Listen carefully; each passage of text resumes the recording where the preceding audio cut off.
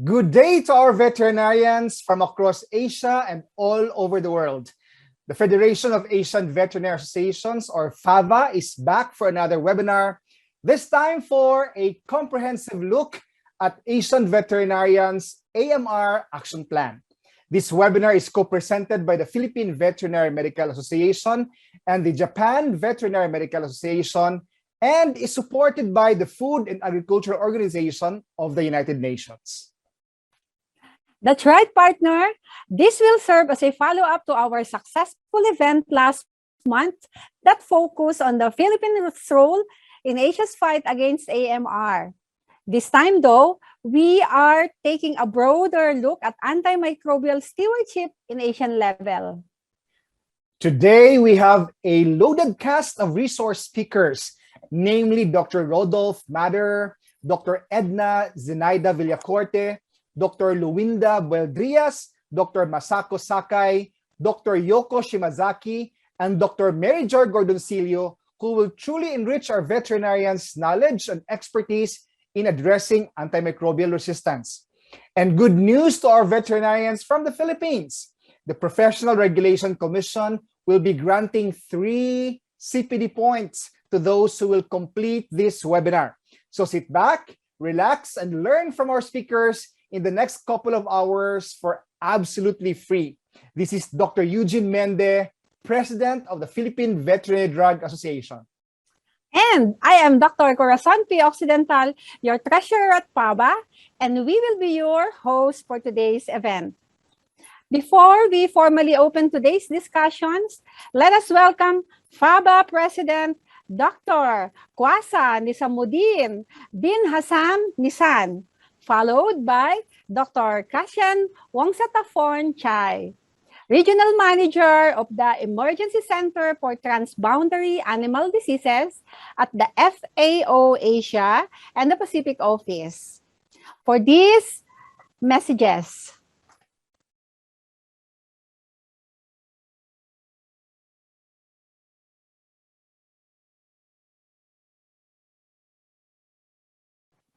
thank you, Dr. Corazon Occidental and Dr. Eugene Mende for the kind introduction. Greetings to all veterinarians, farmers, and industry players in the livestock sector. It is indeed an honor and privilege to speak at this regional webinar on antimicrobial stewardship, a comprehensive look at Asian veterinarians' antimicrobial resistance action plan. I welcome Dr. Kachan Wongsataphorn Chai from FAO and the President of the Japan Veterinary Medical Association, Dr. Isao Rauchi, who are with us. I congratulate FAO, FAVA, Philippines Veterinary Medical Association, the Japan Veterinary Medical Association, and VNU Asia Pacific Exhibition Services for coming together to organize this webinar. Ladies and gentlemen, there are 6 prominent speakers from FAO, Japan, and Philippines who are giving their insights from different perspectives. Their experiences and knowledge are useful for members to strengthen their approaches in combating antimicrobial resistance. Ladies and gentlemen, as you may know, FAVA, or the Federation of Asian Veterinary Associations, is a 27-member association comprising of 24 member countries in the Asia-Oceania region, with 2 associate and 1 affiliate members. The outreach is more than 100,000 veterinarians. FAVA plays an important role in working with national veterinary associations to carry out projects and activities to benefit member associations. Ladies and gentlemen, antimicrobial resistance is one such program. We are working in collaboration with FAO, which is entitled Empowering Veterinarians in Asia Towards Fulfilling Their Roles on the Global Action Plan on Antimicrobial Resistance. Various strategic objectives have been drawn up, which include: number 1, improving AMR awareness and understanding. The idea is to further promote AMR awareness amongst veterinarians, veterinary students, and veterinary associations in the Asia-Pacific region. In line with this, we have organized webinars in Vietnam, Philippines, Nepal, and in the coming months, we'll be organizing in UAE, Malaysia, and Singapore, with a final webinar scheduled during the World Antimicrobial Awareness Week 2021 celebration in Thailand on the 18th of November 2021. The second strategic objective is to strengthen knowledge and evidence base through surveillance and research. That is to promote evidence on common bug drug combination in major livestock in Asia. We are undertaking a survey of 10 member countries based on the FAO Regional Office for Asia Pacific Regional Survey on bacterial pathogens in livestock. We will analyze and report the results for the benefit of members. The third strategic objective is infection prevention and control. This will be done through the regional campaign on swine farm biosecurity and housing design competition for swine farming in Asia. The objective is to provide proposals on well-designed housing for pig raising that follow biosecurity protocols and create a reinforcing environment for infection prevention and control. Please visit FAO website on this competition, which is open to all member associations. Prize money worth US $6,000 is being offered. Ladies and gentlemen, this fourth strategic objective is to optimize the use of antimicrobial medicines. We will establish an antimicrobial stewardship technical working group for veterinary associations in Asia. It will be under the FAO Subcommittee on Pharmaceutical Stewardship. Scoping work will be undertaken on existing veterinary antimicrobial therapy guidelines for swine, poultry, and cattle. The fifth strategic objective is to promote governance. FAO will be drafting a FAO strategy on antimicrobial resistance 2021 to 2025 to address antimicrobial resistance in member associations. The idea is to speak with one voice and cohesively work towards supporting veterinarians to make meaningful and professional contributions to the global action plan on antimicrobial resistance. It is a global issue. It calls for a shared, appropriate response across the world. The FAO strategy on AMR 2021 to 2025 will be presented to members on 18th November 2021 during the World Antimicrobial Awareness Week celebration. It requires a whole of society engagement with all sectors and disciplines working together towards the implementation of the action plan. We hope to work across member associations to deliver the outputs from the strategies laid out. Thank you, FAO, FAO, the Philippines Veterinary Medical Association, Japan Veterinary Medical Association, and all the speakers for the success of today's program. I wish you all a successful webinar, and together we will strive to make a difference. Stay safe and stay healthy. Thank you.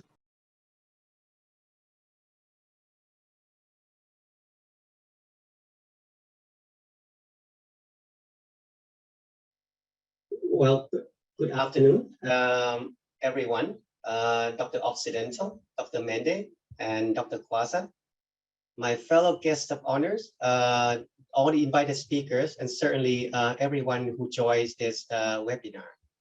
Good day and welcome everyone to the FAO-FAVA-PVMA-JVMA and VNU regional webinar on antimicrobial stewardship, a comprehensive look at ASEAN Veterinarians AMR Action Plan. I think that one of the objectives of the webinar could also to see if most of the participants here will be able to remember what all of this acronym stands for at the end of the webinar itself. But it is truly an honor for me to be invited to the opening session. Dr. Guaza has already mentioned that this is a part of the series of national and regional events on AMR leading up to the World Antimicrobial Awareness Week, or WAAW 2021, which is coming up in November. As a matter of fact, this is the third event that I have had the honor to participate. So in addition to this series of seminars or webinars, FAO and FAVA are also collaborating on various events and activities, as already mentioned by Dr. Kwaza just a few minutes ago. It emphasizes FAO's efforts to empower veterinarians in Asia to fulfilling their roles and support the FAO Action Plan on AMR, which contributes significantly to the Global Action Plan on AMR itself. Every one of us are very important to the success in the fight against AMR through raising awareness, reinforcing surveillance, promoting good practices and prudent use, as well as strengthening overall governance on AMR. And we need to take this on with a One Health perspective, realizing that certainly we cannot do this alone. I see that we have the very knowledgeable speakers lining up that will provide you with useful information on your important contribution and how you may be able to support the global movement. As people often say, think globally, but actually act locally. I wish to take this opportunity to thank PVMA and JVMA, as well as the VNU Exhibition Asia Pacific, for organizing this seminar, and to thank FAVA for their facilitation and support.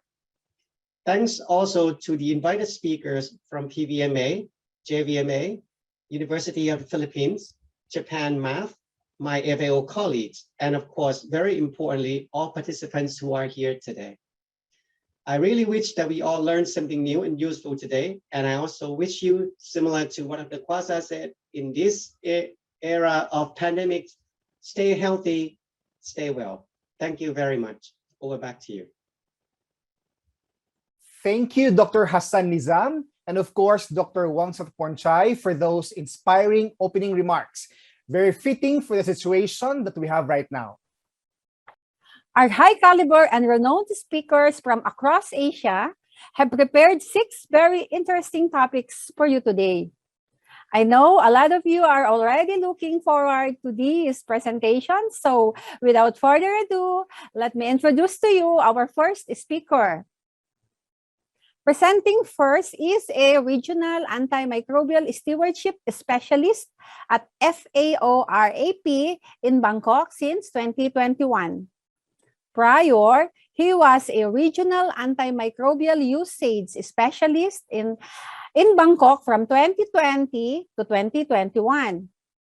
He used to be a scientific officer of a French agency for food in the specialty environmental and occupational health and safety, or ANSES, from 2018 until 2020. He took up his Master of Public Health MPH at Pasteur Khan School of Public Health, with a specialization in infectious risk, in circulation of infectious agents, and risk management, clinical trials and infectious tropical diseases and data management, STATA. He then completed his Doctor of Veterinary Medicine at École Nationale Vétérinaire de Nantes with his major in bovine health, doctoral thesis, internal and external parasitism of domestic ruminants in Arkhangelsk, Mongolia. Suggestions for a more rational management. It is our honor to welcome to our program Dr. Rodolphe Mader with his topic, Role of Veterinarians on Antimicrobial Stewardship. Thank you for being with us, Dr. Mader, and welcome to this webinar.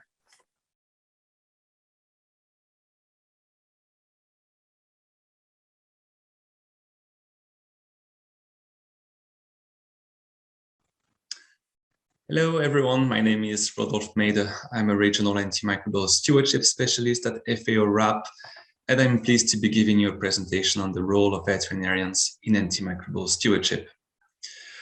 As a starting point, a basic question: why do we need antimicrobial stewardship?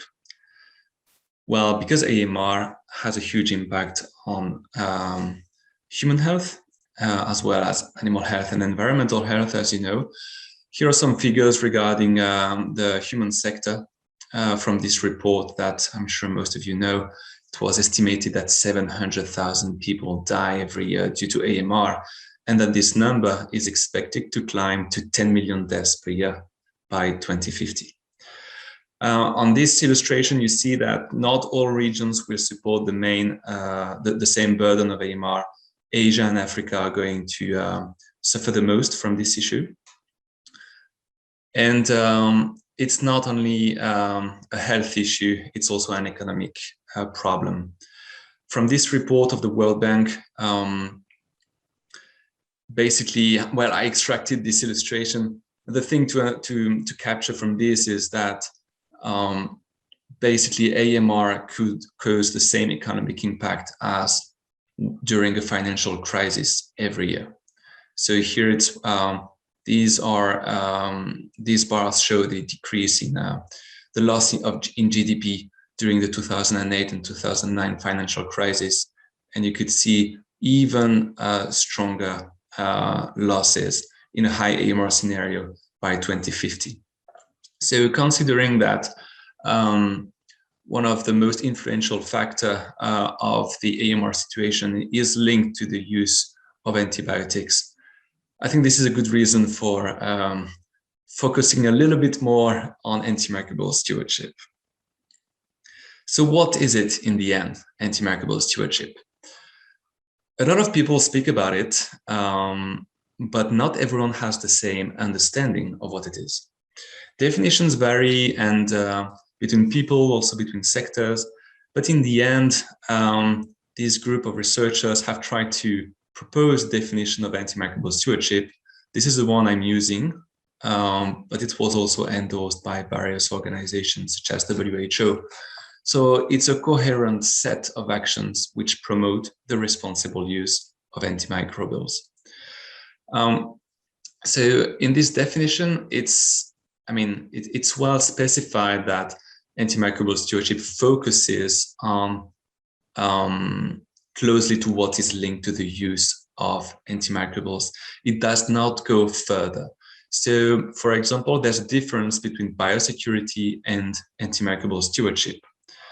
If I take this definition of farm biosecurity, it consists of all measures taken to minimize the risk of introduction and spread of disease agents. But what is related to the use of antimicrobials falls into antimicrobial stewardship. Although you may say that to minimize the introduction and spread of disease, antimicrobials have their role to play. So there is a gray area between those two concepts. But antimicrobial stewardship has a small border, a narrow border, so to say. And that's why in this presentation, you will hear me only speak about things which are directly linked to the use of antimicrobials. This is not to say that farm biosecurity does not have a huge impact on antimicrobial use. It does. It's critically important, like some antibiotics. So these two concepts, biosecurity and antimicrobial stewardship, are very complementary. So who is concerned by antimicrobial stewardship? Well, as you know, AMR is a One Health issue which concerns humans, animals, and the environment. And antibiotics are used in these three sectors. So basically, antimicrobial stewardship concerns professionals working with antibiotics in these three sectors, as well as, for example, in the medical sector, I included patients. So everyone doctors, nurses, pharmacists, hospital managers, dentists, patients, all these people can have an impact on how antimicrobials are used, so they are concerned. In the veterinary sector, I listed veterinarians, veterinary paraprofessionals, farmers, technicians, pet owners. I'm sure I'm missing some. and in the crop sector, agronomists, farmers, technicians, etc. But people who are concerned by antimicrobial stewardship are not only people from the field, also people in ministries in charge of health and agriculture, as well as in pharmaceutical and food production industries, can have a very strong role to play to support antimicrobial stewardship. I'm going to go through these different categories, but of course focusing on veterinarians. But as you know, veterinarians can work in the field, but also in ministries and in industries. So what is your role as a veterinarian? Well, in this slide, I try to summarize everything you need to know in three steps. First is to make an accurate diagnostic. Second is to use antimicrobials only if it's needed. And third, to use antimicrobials responsibly when they are needed. So these first slides are directly relevant to veterinary practitioners. Then we'll go to other categories of vets later on. So as I said, everything starts with a good diagnostic. This is essential. So for this, you will need clinical skills and your experience. And in addition, probably we should all try to send more frequently samples to diagnostic lab to have bacterial isolation and identification, as well as antimicrobial susceptibility testing, which is the only way to have an evidence-based decision on our treatment choices. Ideally, take a sample before treatment. I know it's not always possible, but sometimes if you do it afterwards, your results might be biased, or you may not even have culture. As you know, in the veterinary sector, we can have different types of antimicrobial use. There is the non-medical use of antimicrobials. Basically, it's about growth promotion. And there is the medical use of antimicrobials, with three different types of medical use: treatment, control, and prevention. Treatment, I think, makes sense to everyone. If I need to clarify the difference between control and prevention, control is like metaphylaxis. It's about treating both diseased and healthy animals which are in contact with the diseased animals and which are likely to have soon clinical signs. So they are treated at the same time as diseased animals. And for prevention, it's before any animal gets sick. So let's go through all these different types of use. For growth promotion, well, a recommendation would be to phase out the use of antimicrobials for growth promotion. And this should, I mean, from now on, you may start now, you should start now, so I would say, with the use of highest priority, critically important antimicrobials, and step by step phase out all kinds of antimicrobial use for growth promotion. When it comes to antimicrobial use for disease prevention, try to decrease this use by first relying on non-antimicrobial strategies to prevent diseases. So that's what we mentioned before, biosecurity, but you may think also of genetics, nutrition, etc. We know very well it's very hard to decrease sometimes this use for disease prevention, and that the cost of antibiotics is often smaller than investing in a better building or a better nutrition. But we need to work on this. There's no other choice if we want to solve this issue. Antimicrobial use for disease control. Well, we need to limit this use to well-defined situations when disease has been diagnosed in the population. It's not all the time. And, well, separate sick animals from healthy animals as early as you can. This can make you, in some occasions, avoid to use antimicrobials for disease control. And then antimicrobial use for disease treatment.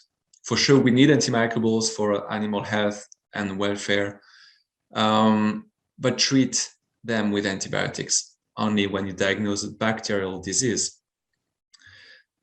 Antibiotics do not work on viral diseases, and we don't have a lot of antiviral drugs anyway.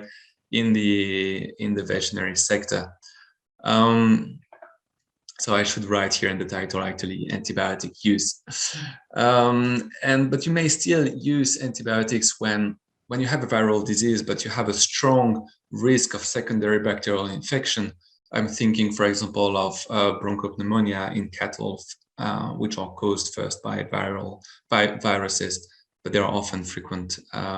They are frequently secondary bacterial infections, and try to initiate a treatment early.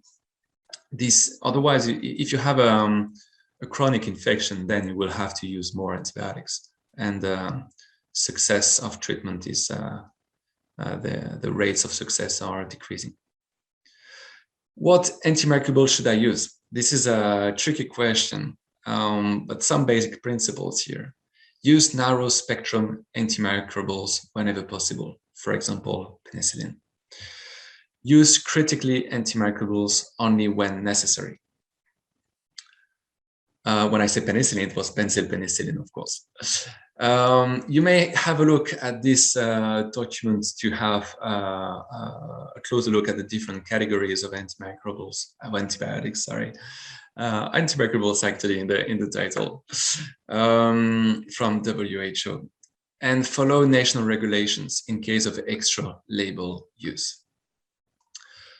Some other critical points for vet practitioners: well, prescribe according to recommendations on dosage, frequency of administration, route of administration, and specify withdrawal times in your prescription. This is too often overlooked in practice. Continuous professional education. This is essential. We don't need to maintain our skills. We need to improve our skills in clinical and laboratory, diagnostic, and in antimicrobial therapy. Recommendations evolve and we need to keep up to date. So just follow evolutions of national and international guidance. And also, veterinary professional organizations are advised to produce treatment guidelines. This is mentioned in the Terrestrial Animal Health Code of OIE, as well as in the Code of Practice of the Codex Alimentarius.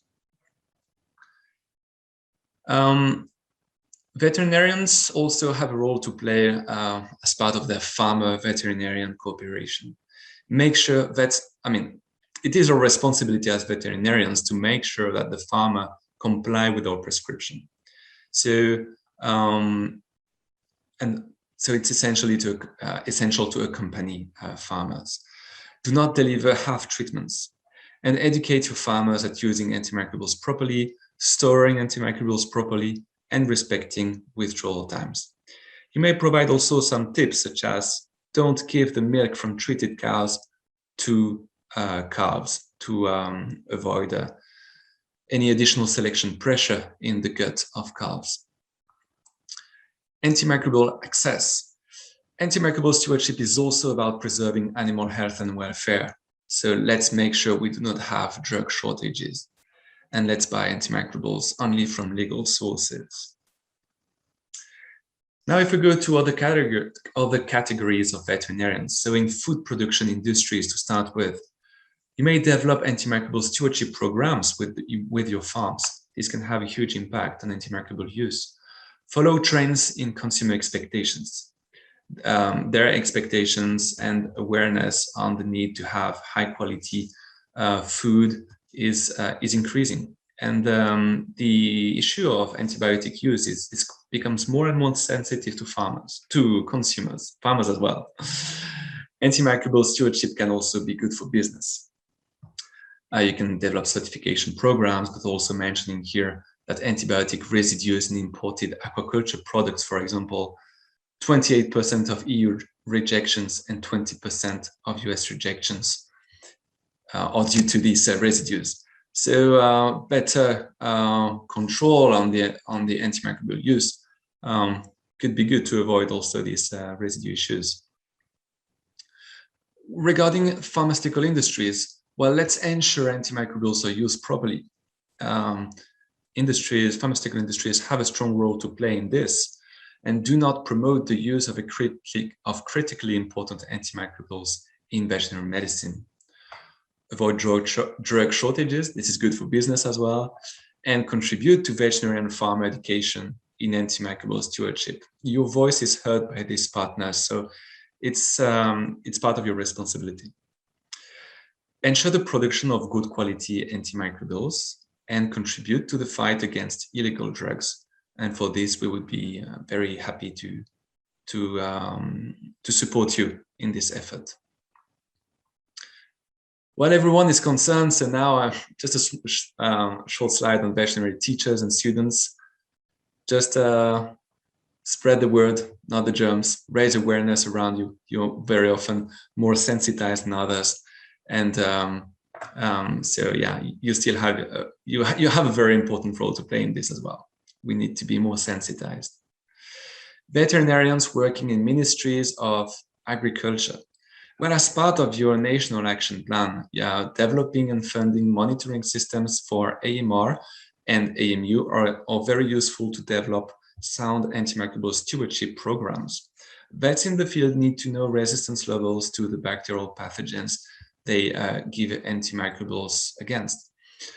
And having a close follow-up on antimicrobial use, from which categories of antibiotics are used, is very useful to, to monitor progress.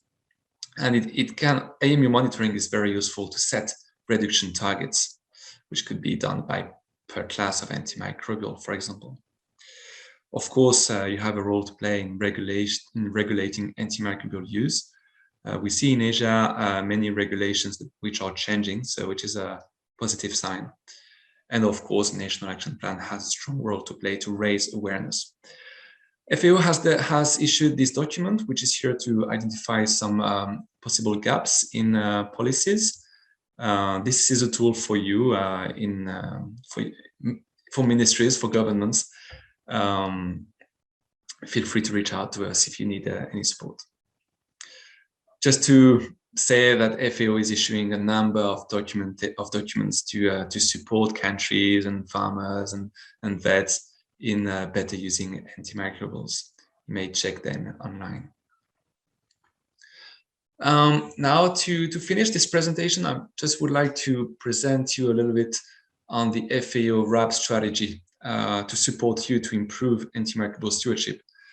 Because everything that I said in my previous slides or maybe could seem theoretical sometimes, and it's not to say someone is doing things right or wrong. I think we all need to improve, and FAO would like to support you in improving antimicrobial stewardship. So just a short slide on our FAO action plan, which has 5 different pillars: governance, awareness, surveillance, good practices, and responsible use. So we have a dedicated pillar for antimicrobial stewardship. Some insights of what we have been doing so far. We organized a regional forum on antimicrobial stewardship in agriculture, and the recommendations have been listed for various types of stakeholders. I have already shared actually some of these recommendations to you in the previous slides. That was an interesting event to shape the strategy we have now. FAO is also supporting a number of surveys to assess antimicrobial use, to assess knowledge, attitudes, and practices related to the use of antibiotics. Surveys on the state of adherence of pig farms to recommended practice on prudent use of antimicrobials, and surveys on the overarching governance and reinforcing environment on the practice of prudent use of antimicrobials in livestock. A number of publications have been released already. Some of you may know that we are also developing a guideline with OIE on the monitoring of antimicrobial use at farm level. We had a second regional consultation in April 2021, and we are planning to pilot this guideline in several Asian countries.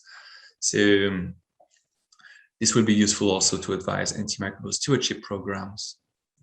We have a number of ongoing collaborations with CIRAD to make a regional review and stakeholder mapping on antimicrobial stewardship in poultry, swine, and aquaculture. This work will be focused on a number of Asian countries.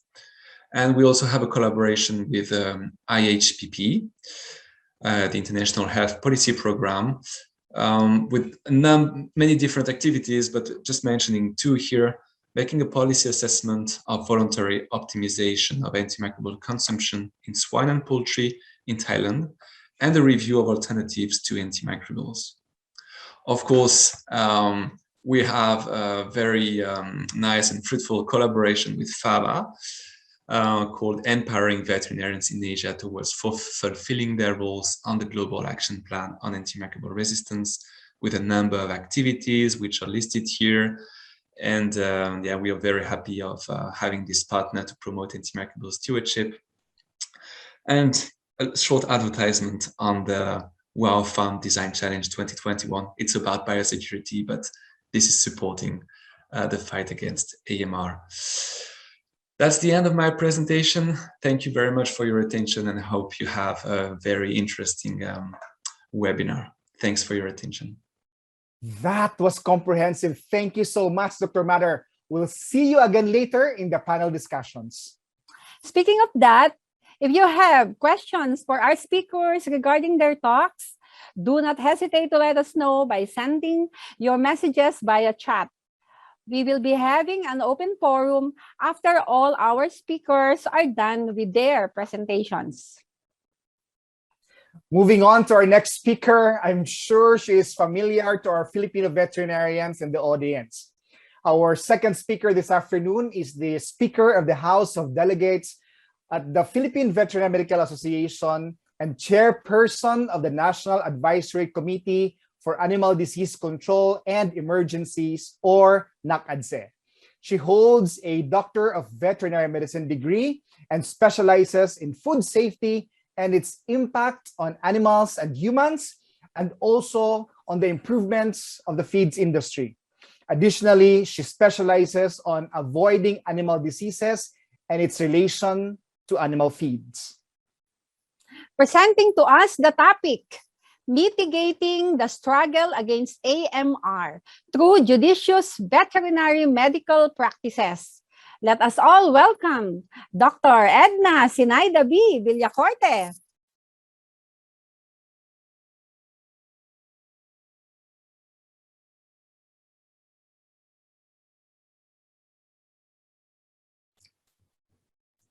Mitigating the struggle against AMR through judicious veterinary medical practices. The outline of my presentation is introduction, what is AMR, what causes AMR and its spread, factors driving the challenges on AMR, judicious veterinary medical practices, and the take-home message. The World Health Organization defines antimicrobial resistance as the presence of resistance to antimicrobial medicines in infectious agents such as bacteria, viruses, fungi, and parasites, and can be inherent or acquired by the inappropriate use of medicines. AMR is a complex phenomenon, and intersectoral approach is essential to harmonize human, animal, plant, and environmental policies and activities in order to fully understand the drivers that limit emergence in different ecosystems. What is AMR? According to the Australian government, AMR happens naturally, increases when we use antibiotics, poor hygiene and infection prevention and control, people traveling, while antimicrobial resistance is a natural process, bacteria antibiotic use makes it worse.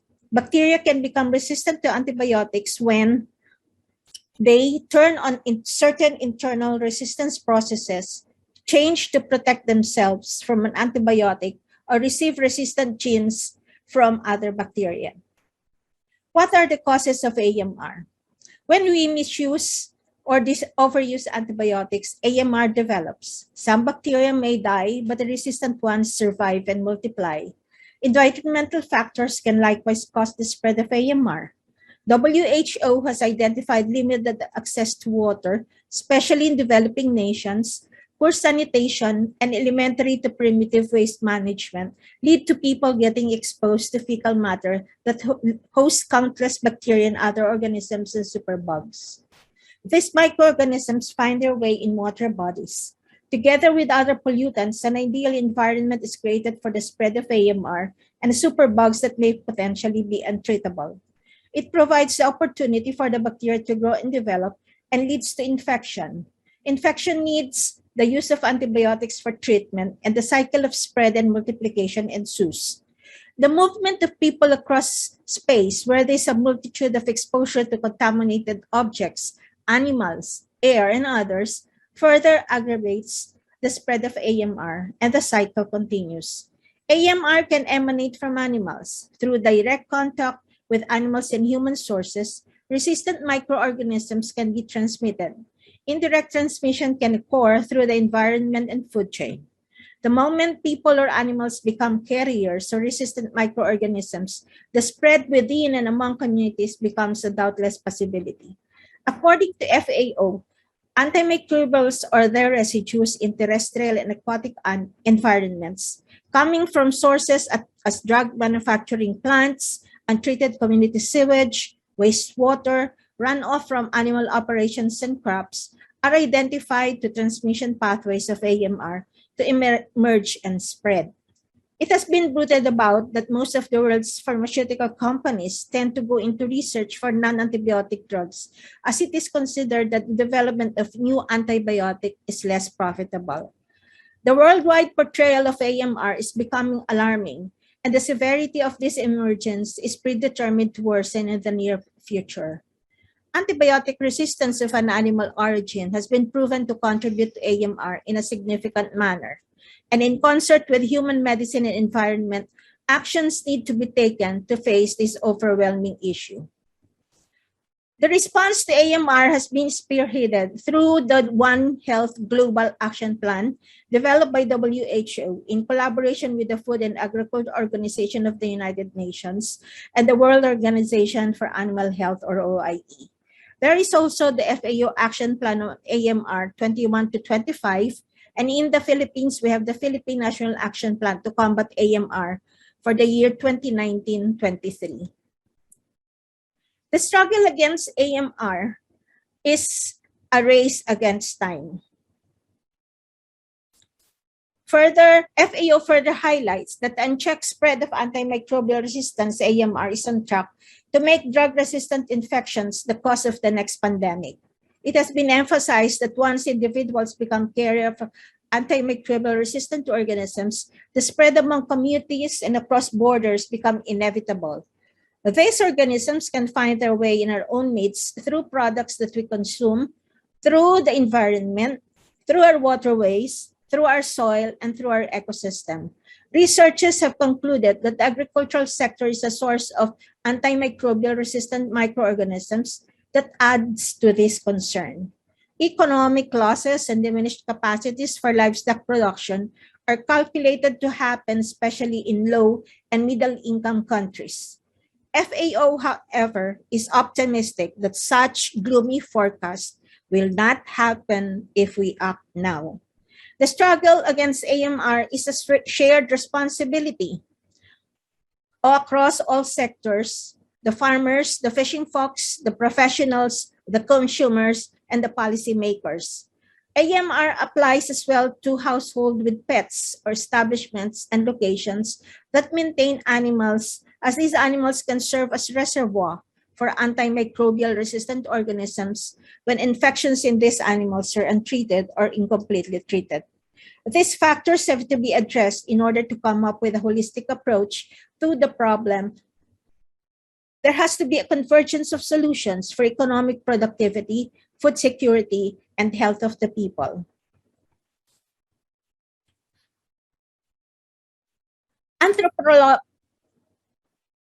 Anthropological, behavioral, sociocultural, political, and economic factors drive the challenges of AMR to greater heights.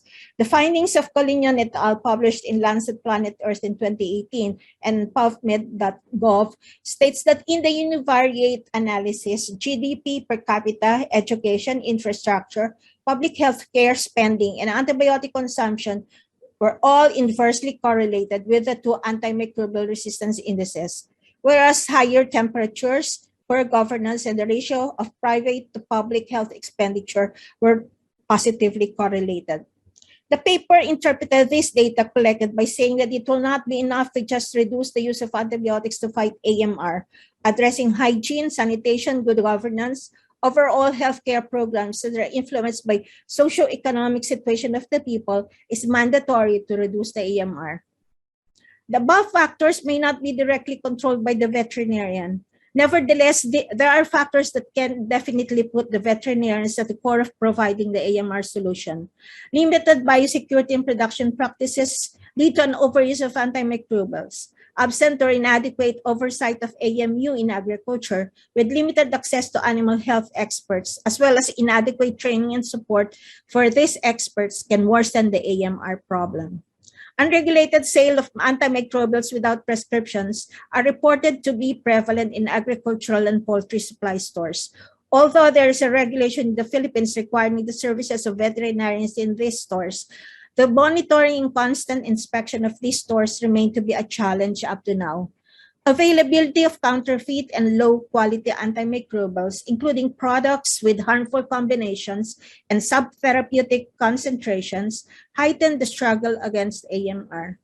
The Philippines, like some countries, has banned the use of certain antimicrobials that serve as antibiotic of choice for human diseases or those that may pose danger to the animals. Veterinarians are crucial in mitigating the struggle against AMR by taking an active role in addressing the above factors.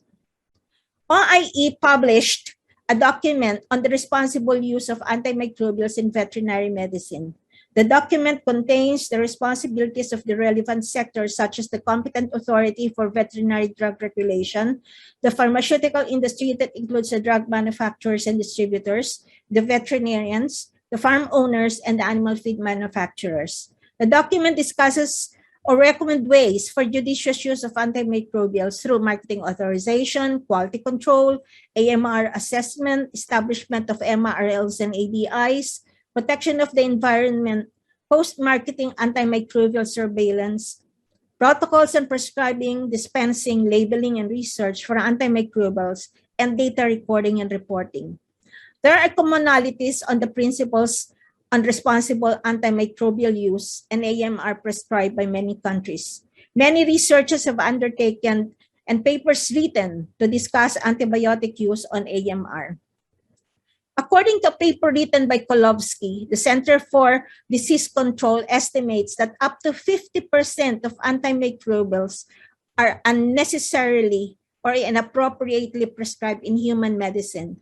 This estimate may likely be true in veterinary medicine. The AFMA released a survey among veterinarians stating that 62% felt that the prescription and dispensing of antibiotics in a university has influence on AMR issue. There are other studies. Palma et al. At the University of Tennessee Veterinary Medical School, Wayne et al. Also in the veterinary school, Jacob et al. In a U.S. teaching hospital, Obdoy et al. In the Kentucky Veterinary Association, that found that there is actual occurrence or belief by the respondents that show the prevalence of overprescription or improper use of antibiotics. Using the recommendations issued by OIE, by the different countries and the researchers, allow me to give some take-home message that veterinarians can remember in a simple way to fight AMR. This take-home message can also be useful to validate to others who would like to join the struggle against AMR. Validate the diagnosis for every case that you encounter, especially on the infectious ones. Competent disease diagnosis is a must for veterinarians. The overprescription, misuse, or overuse of antibiotics predominantly stems from improper disease diagnosis. The European Union has implemented restrictions on antibiotic as growth promotant, as well as traceability of antibiotic prescriptions. However, no notable changes in AMR or AMU concerns have been recorded. Educate ourselves with the latest findings on antimicrobial treatment and the pharmacodynamics and pharmacokinetics of antibiotics that are recommended for use in animals. Take time and think before we prescribe antibiotics. Before we prescribe antibiotics, let us think if it's such is necessary and unavoidable. Palma et al. In a paper published in International Journal for Molecular Science, March 2020, recommended alternatives to prevention of infectious diseases. One is the use of bioactive peptides at bacteriostatic or bactericidal effect. The author cited Mycene, a naturally produced bacteriocin by lactic bacteria, to have exhibited encouraging results. Since harmless for the mammalian species and rather efficient in the control of pathogenic specimens. There is a growing proof of the efficacy of bacteriocins also in the food industry. They further cited that, and I quote, indigenous microflora of raw milk control pathogenic bacteria through the production of diverse bacteriocins, including Mycene. Studies evaluating bacteriocin stability in vivo as well as the most suitable delivery strategy are now under investigation. The same paper by Palma et al. Cited another alternative, which is the use of predatory bacteria, the Lobivrio bacterovorus and Mycobivrio aeruginovorus. These bacteria exhibited an effective reduction of pathogens such as Acinetobacter, E. coli, Klebsiella, Pseudomonas aeruginosa, and Pseudomonas fetida. However, the authors stated that predatory bacteria are not capable of discriminating between antibiotic-resistant and non-antibiotic resistant strain and might be a potential threat for the beneficial commensal flora, thus hindering a direct adoption of this alternative. Encourage and enjoin our colleagues to be stewards of antimicrobial resistance and report to authorities and colleagues cases of antimicrobial resistance. Keeping the animals clean, well-fed, observed, and properly checked will keep us ahead in preventing diseases and infections. There are many literatures nowadays on good animal husbandry practices published by international organizations as well as competent authorities in different countries. Whether we are dealing with pets, food animals, wildlife, or aquatic species, the same is true in terms of providing a clean and healthy environment. In animal establishments, biosecurity is still the best option to prevent animal diseases. Our MSD manual identifies 3 levels of biosecurity: the conceptual biosecurity, the structural biosecurity, the procedural biosecurity. As the name implies, the first one deals with the location of the establishment and all components. The second deals with the physical factors such as farm, layout, fencing, drainage, air filtration, etc. And lastly, the procedures, protocols that need to be observed to prevent entry of pathogens or bioexclusion or spread of pathogens or biocontainment. Refer cases to laboratories for confirmatory diagnosis. Nowadays, laboratories and diagnostic kits and tools are available to provide the veterinarians a confirmatory diagnosis. Having a science-based evidence of the disease, like bacterial culture or bacterial susceptibility testing, will prevent misuse of antibiotics. Results and information can guide the veterinarians in current and future cases. Inform animal owners, caretakers, and others about the dangers of antimicrobial resistance, what causes it, how it spreads, and appeal to them to be part of the fight against AMR. Teach them how to properly manage the antibiotic therapy prescribed to their animals. Nutrition, use of supplementation, use of appropriate vaccination program, use of probiotics and prebiotics are excellent ways to prevent diseases. Use of preventive disease control protocols may not guarantee the absence of disease in the future, but will definitely enhance the ability of the animal herd or group of animals to fight diseases. The use of a sound vaccination program ensures good protection from specific diseases. Immune boosting can provide a degree of protection to the animals to fight off the disease. Probiotics are live microorganisms that are intended to have health benefits when consumed or applied to the body.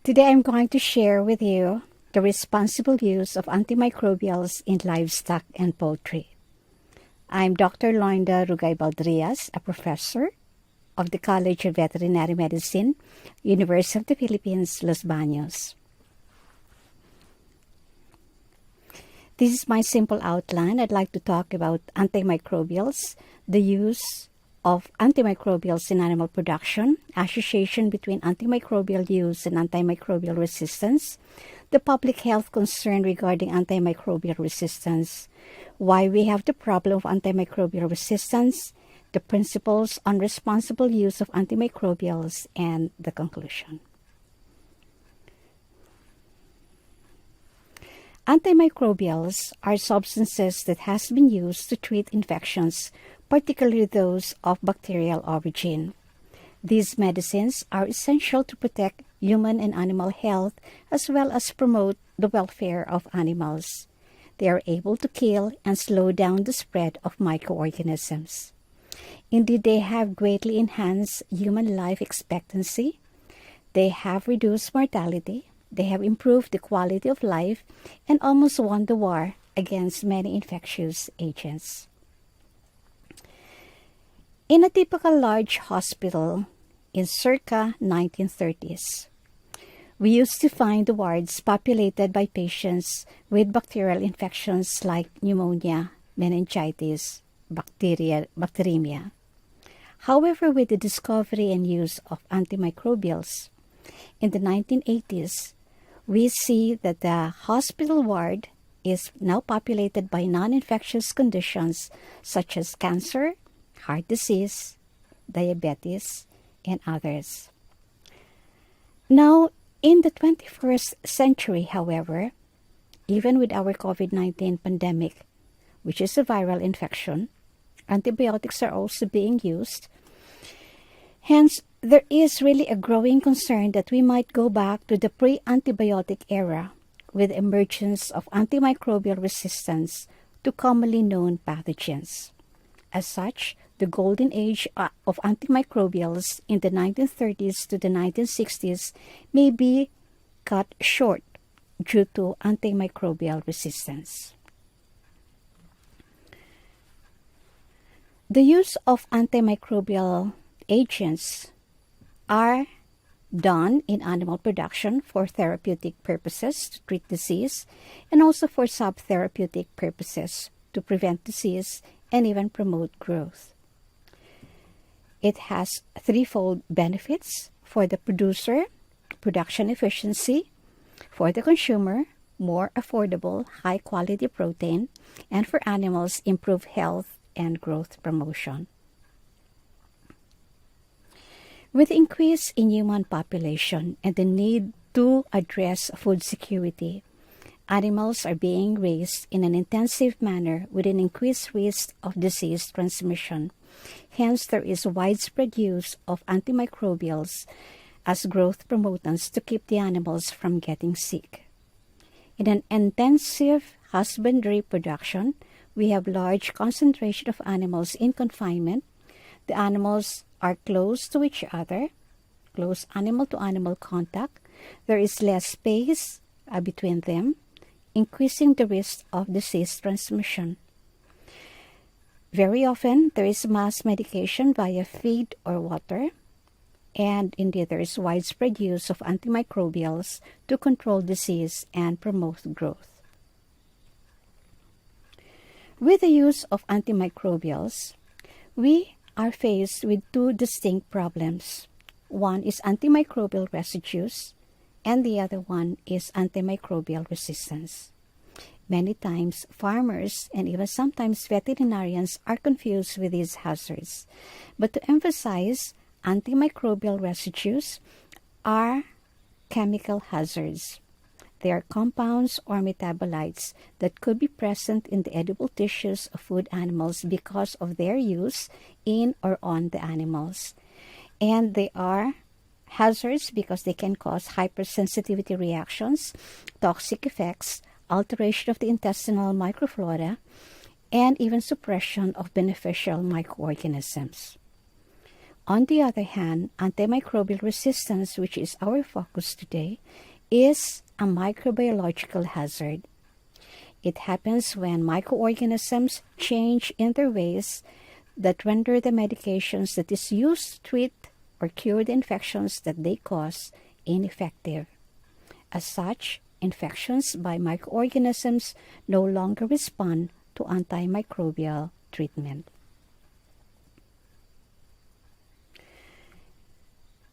Antimicrobial resistance has been found to be genetically linked.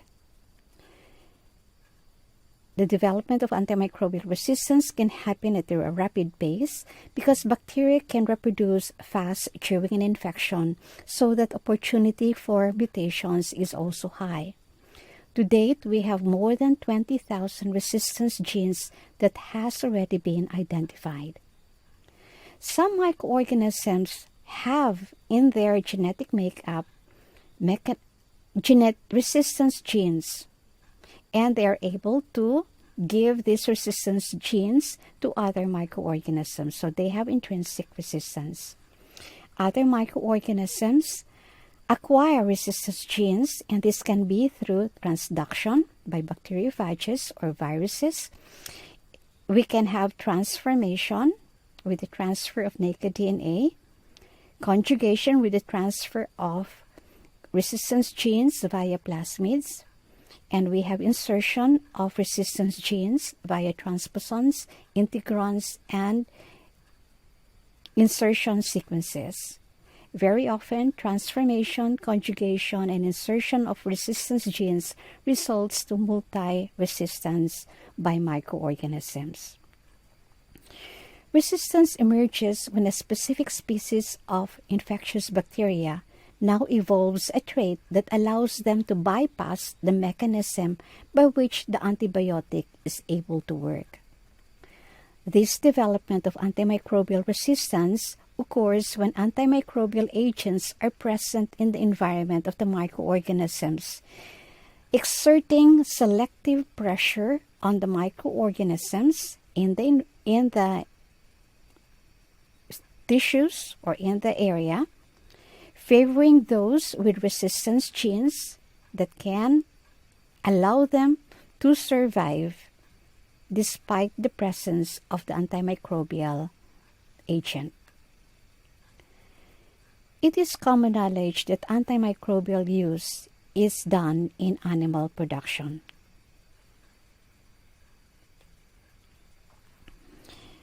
So, I conducted a research to be able to see how antimicrobial usage is related to the development of antimicrobial resistance. In my research, I collected samples from chickens to be able to detect what residue could be present in the tissues of the animal, and thus be able to determine what antimicrobials were being used when the birds were raised. In addition, from the same chicken, I recovered Campylobacter jejuni and analyzed the resistance profile of the organism, and I found this. I found that indeed there was a significant association between antimicrobial usage, as indicated by the residues that was detected in the tissues of the birds, and this was significantly associated with the development of antimicrobial resistance. The resistance was not only to the same class of antimicrobials, but also to different classes of antimicrobials. The development of antimicrobial resistance is a public health problem.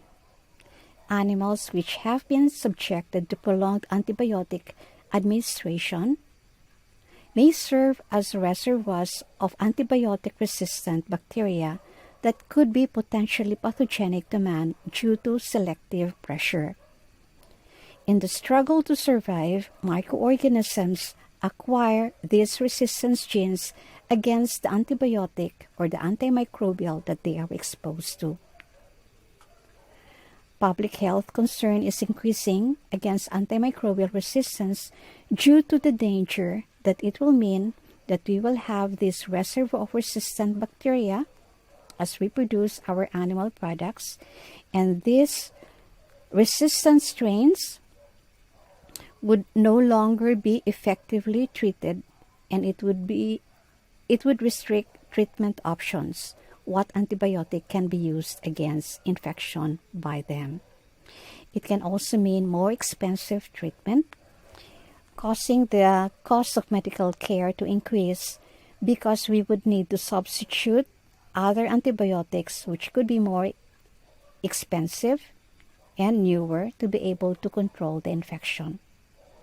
And there has been times when treatment has failed, and so the patient dies. Another aspect when it comes to antimicrobial resistance is the development of multi-resistance to different antibiotics by microorganisms. We are very concerned with multi-resistance because people cannot be treated effectively. People are ill longer and would have a higher risk of dying. There would be prolonged epidemics. There would be a greater risk of infection. And there is adequate proof for this. It has been found that there has been a 60% increase in mortality due to infectious agents which are resistant. There has been an increased cost of treatment such that it has been estimated that 100 million to 10 billion are the hospital costs of managing illnesses by resistant organisms.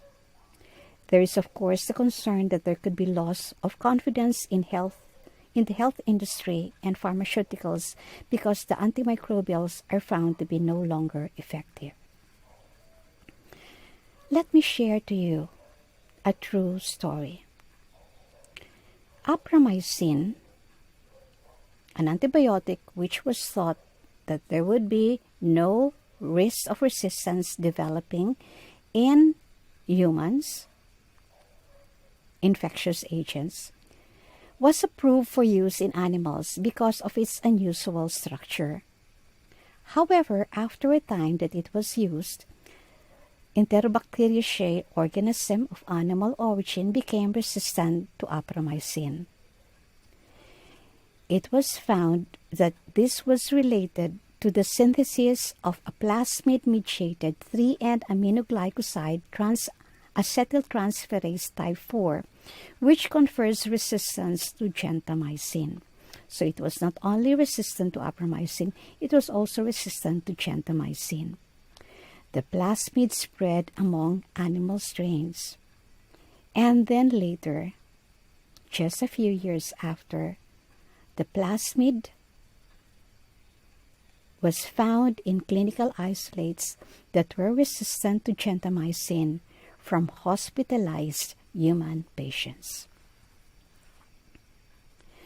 So it is not surprising, and one can easily understand that it is possible that in 2050, globally, 10 million people are estimated to die due to infections by antimicrobial resistant organisms. In Asia, 4,730,000 may die or are estimated to die due to infections by antimicrobial resistant organisms. So let's look at the problem. Molecularly, we understand how antimicrobial resistance can develop. Culturally, and how things are on the ground, we need to understand why do we have the risk of antimicrobial resistance development. Observations, surveys, interviews of farmers revealed that very often animal raisers give medication, antimicrobials, without availing themselves of veterinary services. There has been times that the animals are improperly dosed. So incorrect administration of the antimicrobial. there is non-observance of the medication regimen. The antimicrobials are easily purchased from agricultural supply stores without veterinary prescription and advice. Treated animals undergo emergency slaughter, or they can be sold from one farmer to another and then brought to the slaughterhouse without strict requirement of or certification of treatment. There has also been intensification of aquaculture, livestock production, increasing the susceptibility of animals and the risk of disease outbreaks, hence the need to make use of antimicrobials. Then we have the common practice of long-term preventive use of subtherapeutic concentrations of antimicrobials in feed and water. There is also the lack of satisfactory data concerning the efficacy and safety of drugs. There is lack of funding to gather needed data, and very often the evaluation process is long and tedious. And there has been little interest in developing and applying for new antimicrobials to be licensed for use for livestock and poultry production. So, let us now move on to the principles for prudent or responsible use of antimicrobials in food-producing animals. Principle number 1. The use of antimicrobials should be limited to those considered necessary for assuring animal health and welfare. When we talk about necessary, particularly for critically important antimicrobials, we need to realize that use of these antimicrobials, which are labeled critically important, should only be for targeted treatment of diseases to ensure the health and welfare of the animal. And the need should be based on clinical diagnosis by a veterinary professional. Whenever possible, the results of a microbiological susceptibility test should be available. And we should avoid broad spectrum, but instead make use of narrow spectrum antimicrobials. Many antimicrobials that we use in animals are also those used in humans. Critically important antimicrobials in livestock increases, of course, the risk of resistance to antimicrobials that are needed for human health. And this is why chloramphenicol are mandated by law not to be used on food animals. Fluoroquinolones has also been banned for use in poultry because these are among the critically important antimicrobials for humans. In addition, the non-therapeutic use of antimicrobials is not considered responsible use of antimicrobials in food-producing animals.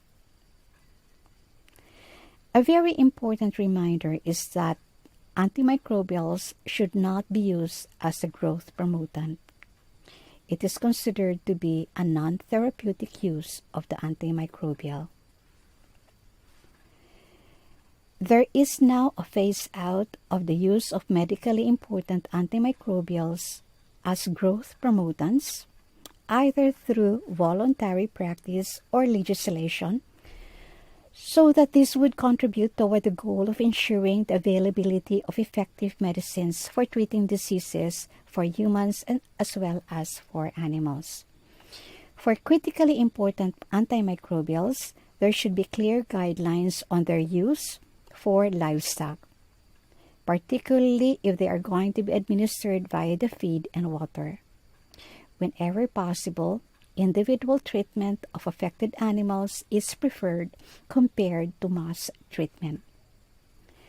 So there are special considerations such as medicated feed should be one that is prescribed by the licensed veterinarian. Oral treatment should only be administered where prescribed by a veterinarian. One should comply with the instructions on dosage and duration of treatment in the product information and by the veterinarian. Off-label use should be limited and only where there is no other authorized treatment options that are available. Mass antimicrobial treatment via feed or drinking water should only be used on evidence of microbial disease or infection, not as a prophylactic treatment. The administration of antimicrobials via feed or water should be limited to the animals requiring treatment, and the drug delivery system should be appropriate for the intended treatment. So it is not supposed to be for all the animals in the farm, only those who are sick. It is also important that we monitor and document on a continuous basis the quantities of antimicrobials administered. So good recording is very important, especially in intensive food production systems. And if given via the feed, it is very important that homogeneity of distribution of the drug is addressed so that each animal obtains the required therapeutic dose for treating the disease in accordance with the veterinary prescription. And in addition, adequate clean storage facilities should be available on the farm to ensure that these medicated feed are properly stored and their access should be restricted. Principle number 2. Use in food-producing animals should be limited to those that include veterinary oversight and consultation. Veterinary oversight, including prescription and consultation, is a very important mechanism to help ensure the appropriate use of antimicrobials. Veterinarians are the ones authorized to prescribe antimicrobials in accordance with national legislation, so they play a critical role in the diagnosis of the disease and in the decision-making process to treat, control, or prevent the disease. Responsible antimicrobial usage critically depends on the veterinary professional making a correct diagnosis so that an appropriate treatment can be administered. As such, the involvement of a veterinarian is key. He is key in the decision-making process regarding antimicrobial drug use. Principle number 3. Only antimicrobial agents meeting the criteria of safety, quality, and efficacy should be used in food-producing animals according to approved and intended use.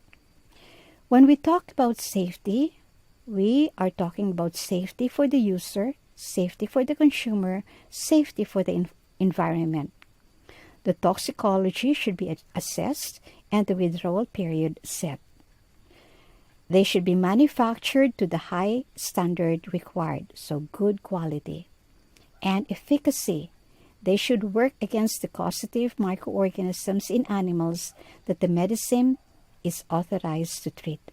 So we need to consider antimicrobial resistance. We need to consider correct dosage and the proper labeling to be able to observe the right dose and the right route and the withdrawal period. So these drugs should be properly licensed, should be of good quality. They should be stored and transported properly to maintain their effectiveness.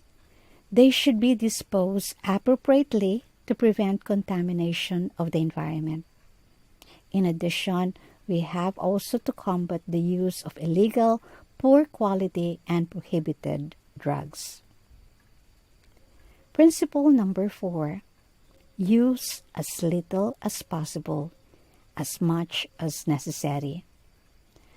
Antimicrobials are essential to protect the health and welfare of animals and should be used when needed. When they are used responsibly and when they are needed in the amount needed and under the supervision of a veterinarian, this will help ensure greater animal health and welfare and also ensure food safety, safe and secure food supply.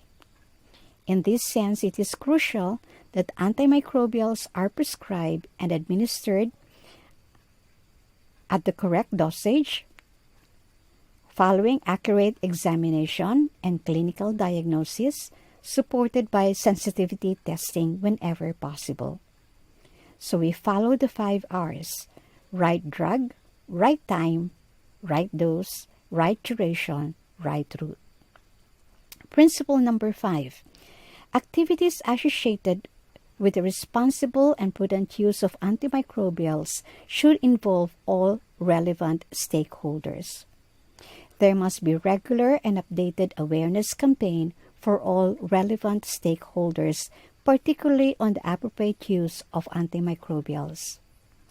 A high level of communication is very important so all are able to see the benefits and understand their role in the contribution to control antimicrobial resistance.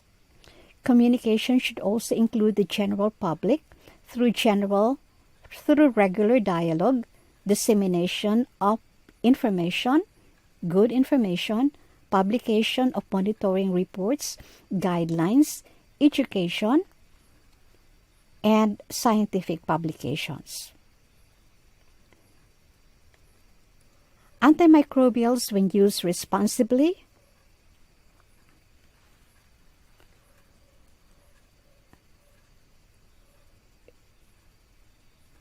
would require engagement and consultation of stakeholders prior to enforcement or introduction on the prudent use of policies and measures. This is necessary for successful implementation of the measures to control AMR. Principle 6. The prudent use of antimicrobials is part of good veterinary practice and animal husbandry. We need to take into consideration disease prevention practices because prevention is always better than cure. When we prevent infections, we minimize the use of antimicrobials, and we do this by ensuring biosecurity, by applying good production and management practices, by implementing integrated disease control programs, eradicating endemic disease, reducing the incidence of infection through effective sanitation, so a clean farm is important, the observation of hygiene, and infection prevention measures. We need to make use of scientifically proven, effective, and safe alternatives to antimicrobials, such as probiotics. We need to make use of safe, high-quality feed and water.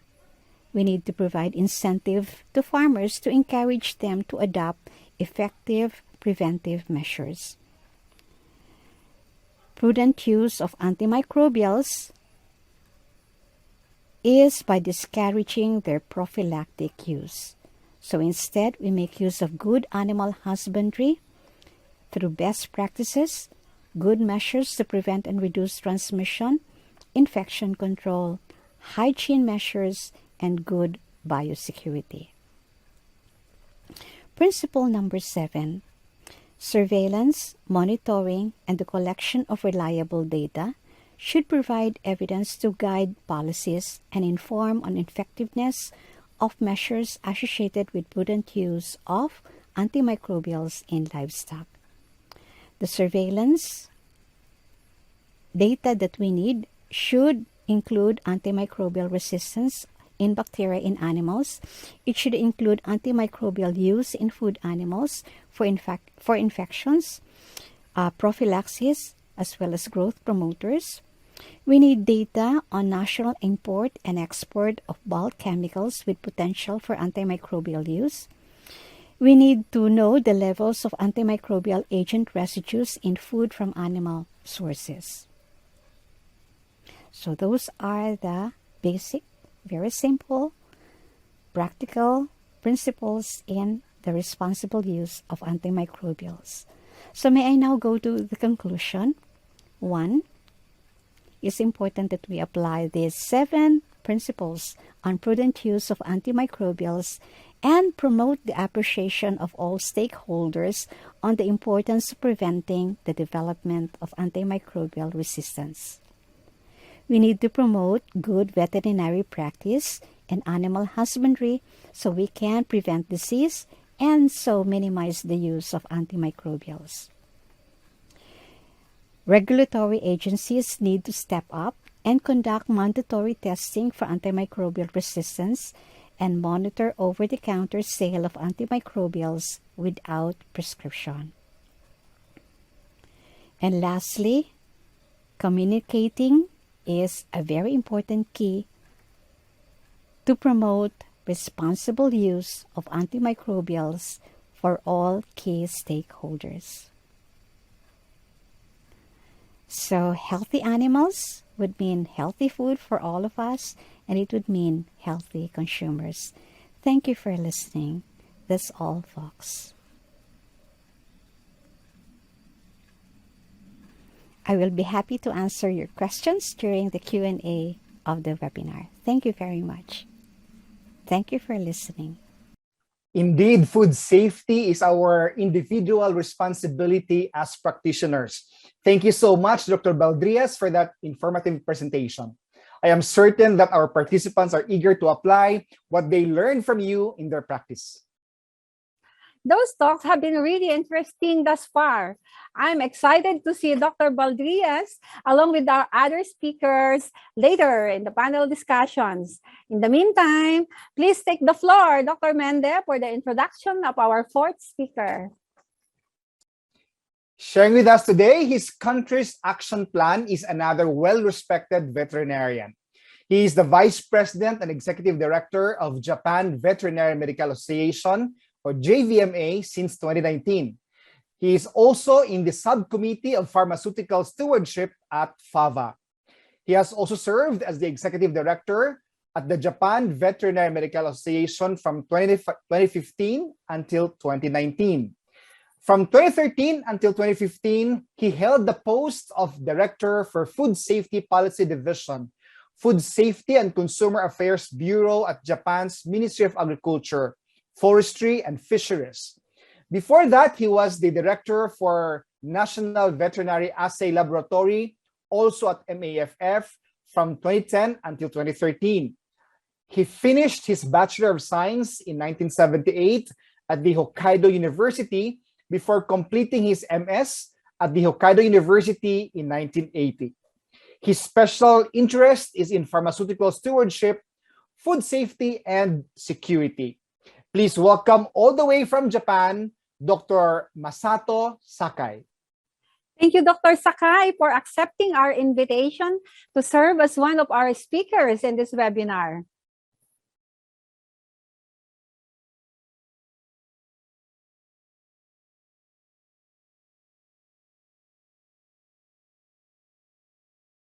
Good afternoon, everyone. I'm Masato Sakai, Vice President and Executive Director of Japan Veterinary Medical Association. I would like to thank all of you for giving me the opportunity to explain today on antimicrobial stewardship at the regional webinar supported by FAO, FAVA, and VNU. In 2016, the government of Japan established the National Action Plan on Antimicrobial Resistance, which covers the 5-year period from 2016 to 2020. After a 1-year delay due to the COVID-19 pandemic, the Japanese government is now considering an AMR action plan covering the next 5 years. In line with this, JVMA is also considering a 5-year AMR action plan. Today, I would like to make a presentation titled Review of AMR Action Plan in JVMA, shared on Asian platform, referring to the contents of JMA JVMA's study. On the other hand, FAVA has decided on the FAVA Strategic Plan 2021 to 2025 and established the Pharmaceutical Stewardship Subcommittee as one of the subcommittees to formulate a concrete action plan. As you can see, there are 5 members of this subcommittee, and I am in charge of the secretariat.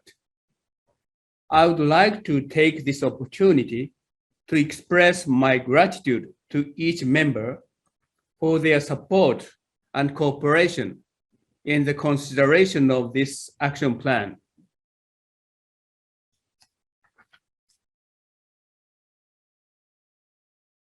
The tasks assigned to our subcommittee in the FAVA strategic plan are the 4 items shown in the slide as follows. 1, policy work and related activities on the responsible and prudent use of antimicrobials. 2, education, training, and public awareness on antimicrobial resistance.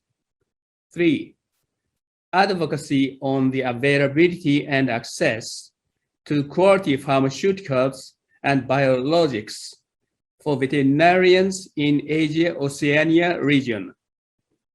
4, contribute to global AMR discussions as they pertain to veterinarians and their access to and use of antimicrobials.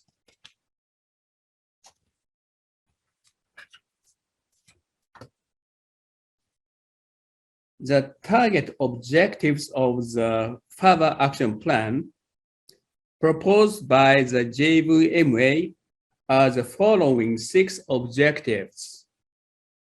Objective 1, promote public awareness and education. Objective 2, strengthen trend surveillance and monitoring.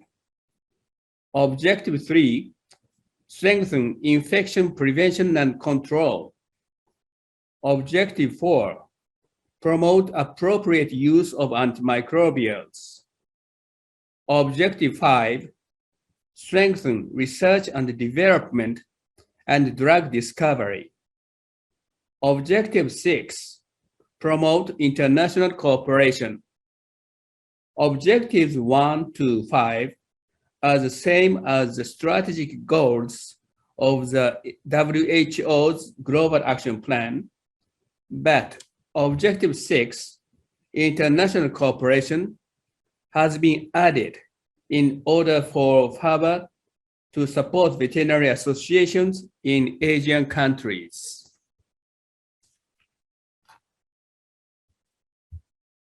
Antimicrobial resistant bacteria can be transmitted from animals to humans and from humans to animals, as well as to humans through livestock products and the environment. In particular, since companion animals are kept indoors in the same household as humans, and there are few drugs for companion animals, antimicrobials for humans are used empirically at the discretion of veterinarians, and their proper use is not practiced. From this perspective, we believe that the spread of antimicrobial resistant bacteria between humans and companion animals is an extremely important issue.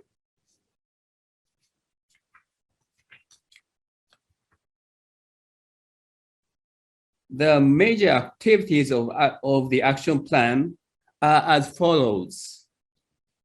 Holding a public symposium, joint webinar with FAO during the AMR promotion month in November, preparation of leaflets and guidebooks on AMR control and promotion of prudent use of antimicrobials.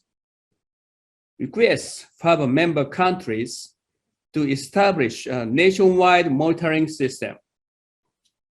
Study and investigate a method for ascertaining the amount of antimicrobials used for companion animals. Request to FAVA member countries to establish an antimicrobial stewardship system.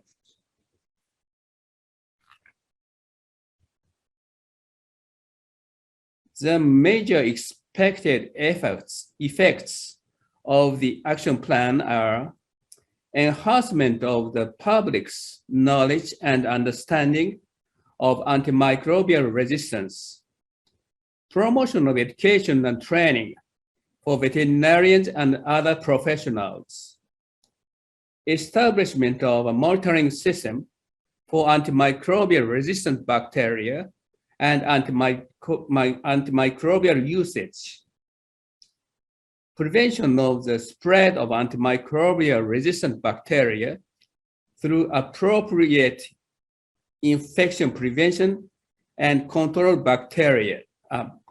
practices, promote the appropriate use of antimicrobials in livestock and companion animals, promote research on antimicrobial resistant bacteria and drug development to ensure prevention, diagnosis, and treatment of bacterial infections, promotion of antimicrobial resistant measures in collaboration with FAVA member countries and international organizations.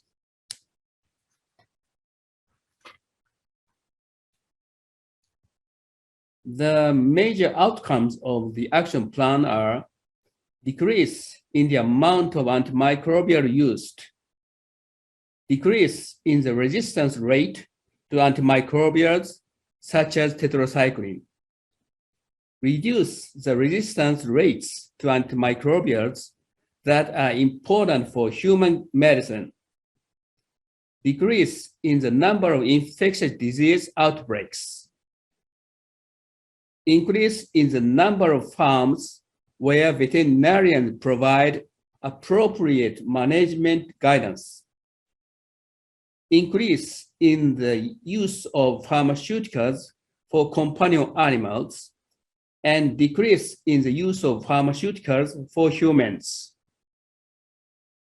increase in the development and supply of pharmaceuticals specifically for animals, increase in the number of webinars and training sessions held in collaboration with FAVA and international organizations.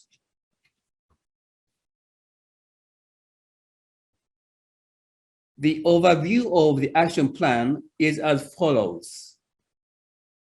An action plan for antimicrobial stewardship only. The action plan covers both livestock and companion animals. The FAVA action plan presents a set of general options and allows member countries to choose the ones that best match their needs. Since the action plan to be jointly developed by FAO and FAVA is planned for livestock, it is expected that it will be developed with reference to the FAVA action plan, as it will be included in the FAVA action plan.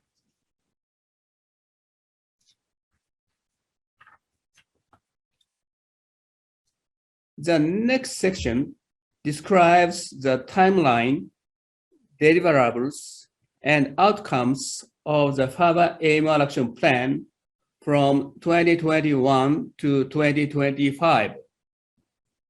First of all, for any of the target items, a baseline survey on the current status of FAVA member countries is necessary. Each FAVA member country will refer to the FAVA-AMR action plan according to the actual situation based on the respective survey. Select the items that are appropriate for their country, prepare their own action plan, and select and implement the necessary AMR measures. In the right column, expected deliverables are indicated in black letters and outcomes in blue letters.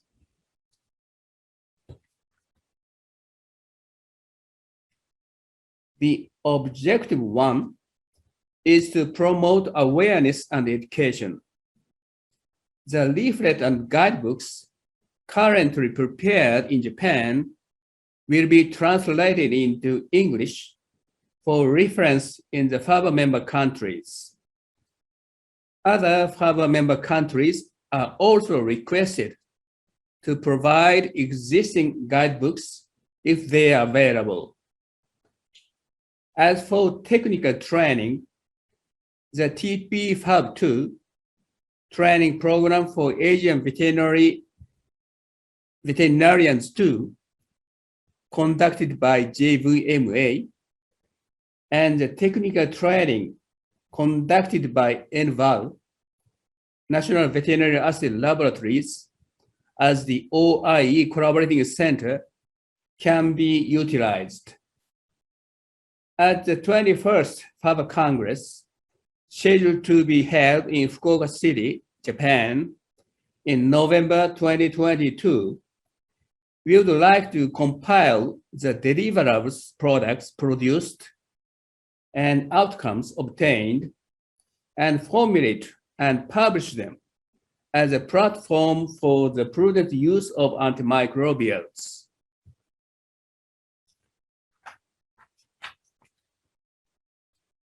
It is necessary to establish a nationwide surveillance and monitoring system in FAVA member countries to understand the actual status of AMR and the amount of antimicrobials used.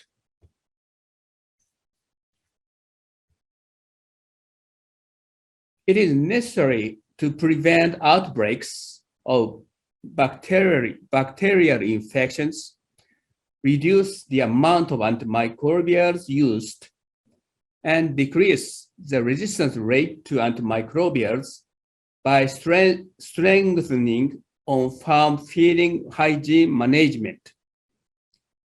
We have feeding hygiene management standards under the Domestic Animal Infectious Diseases Control Law in Japan. We are requesting to the Japanese government to establish the farm management veterinarian system. Under this system, veterinarians should supervise unitarily all hygiene management of each farm, including proper and prudent use of antimicrobials.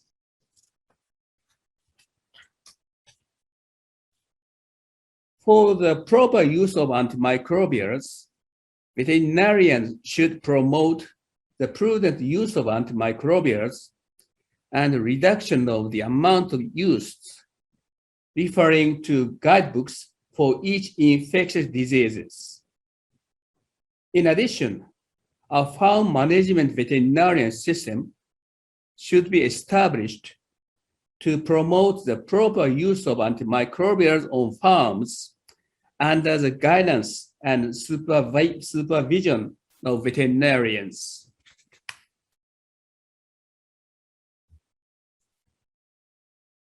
The supply of veterinary medicines approved and licensed under the Pharmaceutical Affairs Law, whose quality, efficacy, and safety are guaranteed, is not always sufficient. In particular, there are few medicines specifically for companion animals, and we are forced to use human medicines. For this reason, it is necessary to consider the joint development of veterinary medicines among FAVA member countries and the establishment of a mutual approval and licensing system in the future.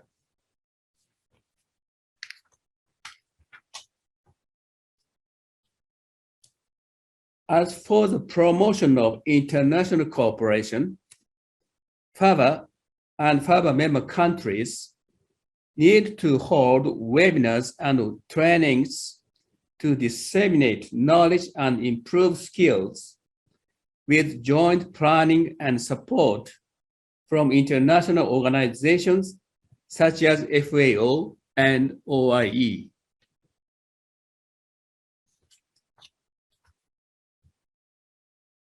Now, as I mentioned earlier, the 21st FAVA Congress will be held in Fukuoka City, Japan in November 2022.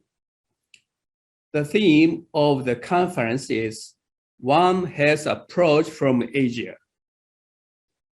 Although there are concerns about the impact of the novel coronavirus infection, we hope that it will be under control in 1 year and 2 months and expect about 3,000 participants, many of whom will be from FAVA member countries.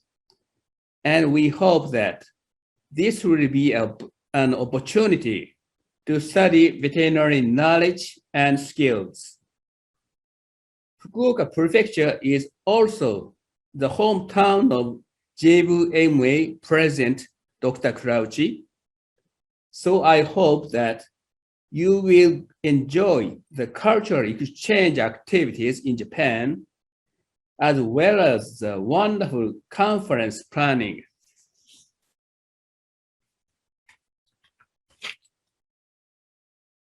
The Hilton Fukuoka Seahawk is the venue for the FAVA conference, so please stay at this hotel and enjoy the conference planning and sightseeing in Fukuoka.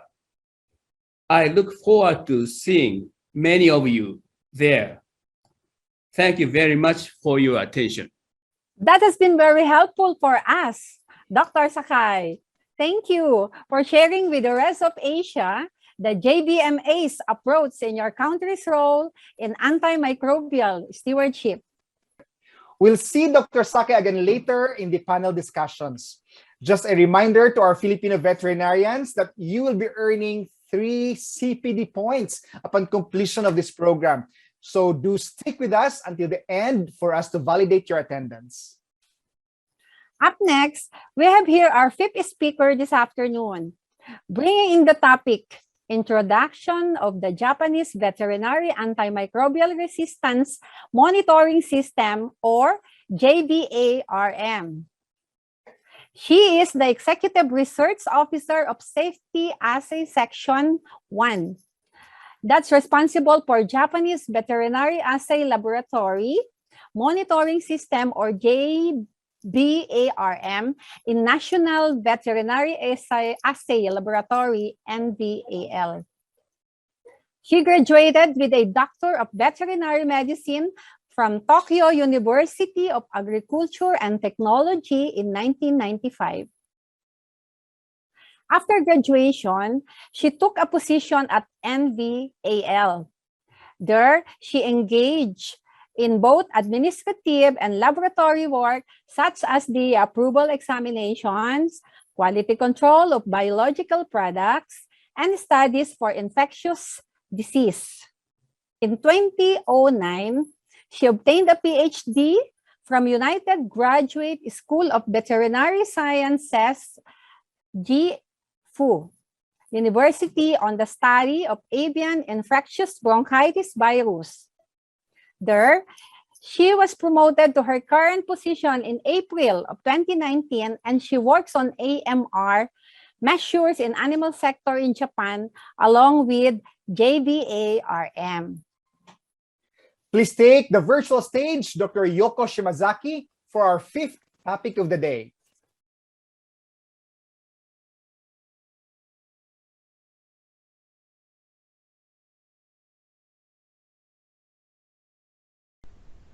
Thank you for the invitation to this webinar. My name is Yoko Shimazaki. I'm working on AMR measures in the animal side along with Jberm.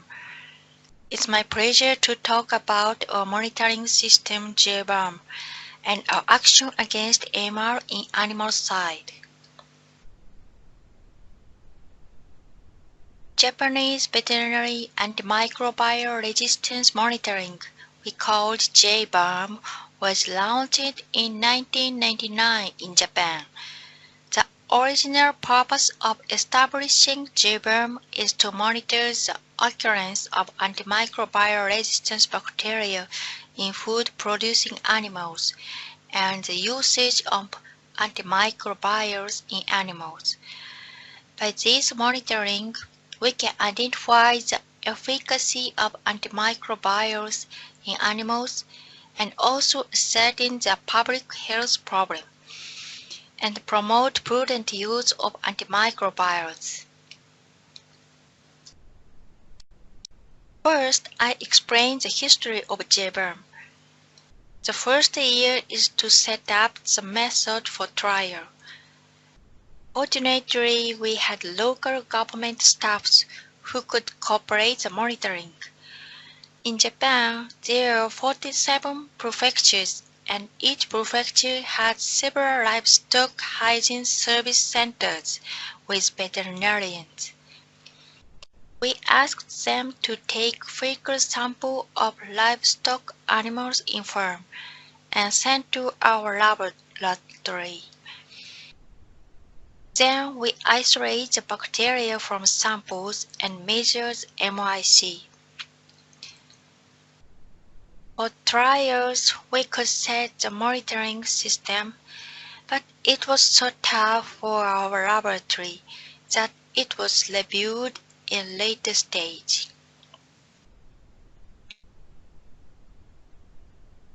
On later stage, we shifted the monitoring system to new one. In that, LHSC staff isolates the bacteria and measures MIC and send bacteria and the data to our laboratory. We also started training course for LHSC staff to standardize methods and to improve technical level. In each stage, we review the system, such as changing the MIC method and expanding the target bacteria and antimicrobial agent. In 2012, monitoring in slaughterhouse started and completely shifted in 2015. Now, we keep connected with the prefectural government in the diseased animal monitoring. And on 7th stage, we enhanced monitoring according to the National Action Plan. I talk about these efforts in a later slide. This slide shows the outline of Jberm. Jberm has 3 missions. One is the cell monitoring to know the antimicrobial use, AMU. Second is resistance in zoonotic and indicator bacteria from healthy animals to ascertain the public health concerns, which is indeed the mainly part of Jberm. The third is the resistance in animal pathogens, which is mainly based on the veterinary aspects.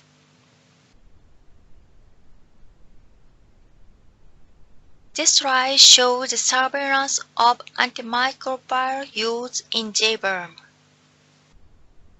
Under the Pharmaceutical and Medical Device Act, marketing authorization holder must report to NBAL the total sales amount of antimicrobials annually. The report includes not only sales amount but also these contents, such as estimated percentage of sales for target animals. Based on these labels, we compile this data and publish it. This is sales of each antimicrobial agent. Tetracycline is the highest sales volume, accounting for about 40% of total sales, and sulfonamide is the second. In Japan, tetracycline is readily available to use with low prices and is used widely. On the other hand, both fluoroquinolone and cephalosporin, which are very important human clinical side, were about only 1%. Some agents such as tetracycline and sulfonamide seem to be declining. This might be the result of the prudent use campaign and the risk communication. This slide shows sales of antimicrobial agents by animal species. Almost half of antimicrobials were used for pigs, followed by marine fish and broiler.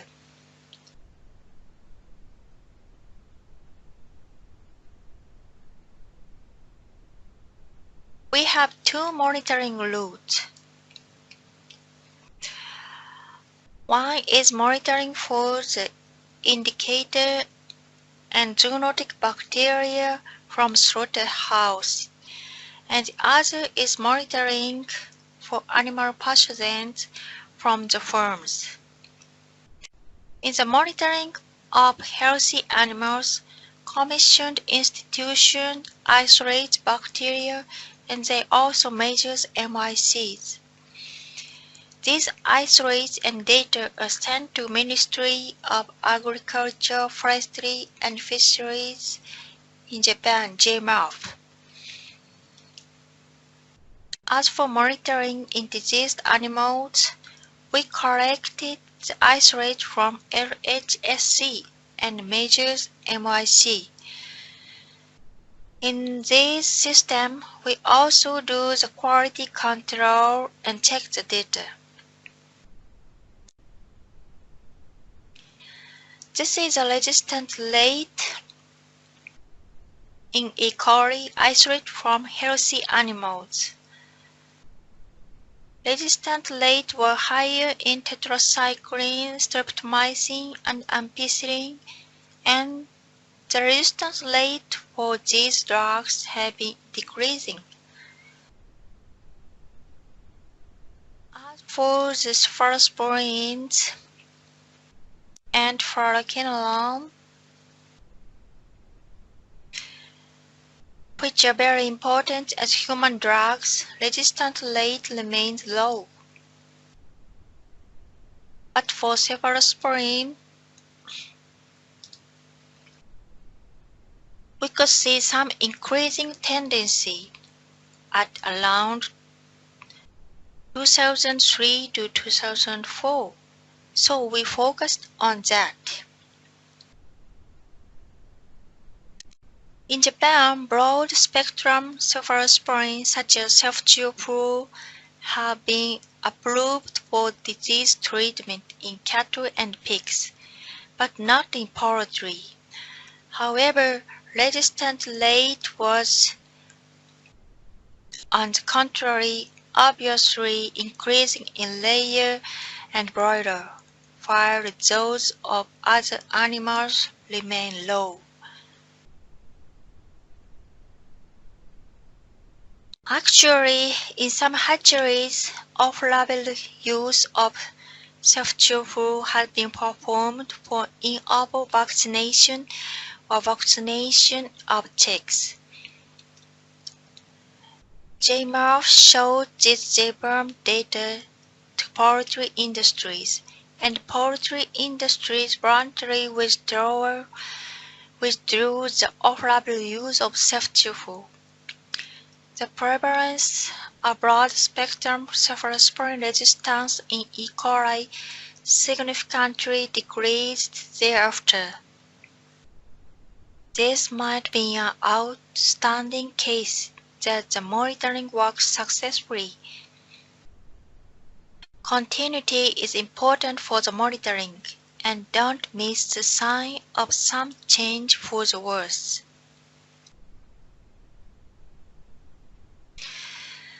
This is a number of isolates collected in Jberm from beginning. From food-producing health animals, E. coli, Enterococcus, Campylobacter, and Salmonella are collected.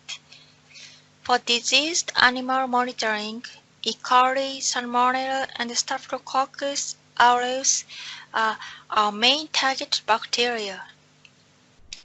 As I'll explain later, monitoring for companion animals have started since 2017.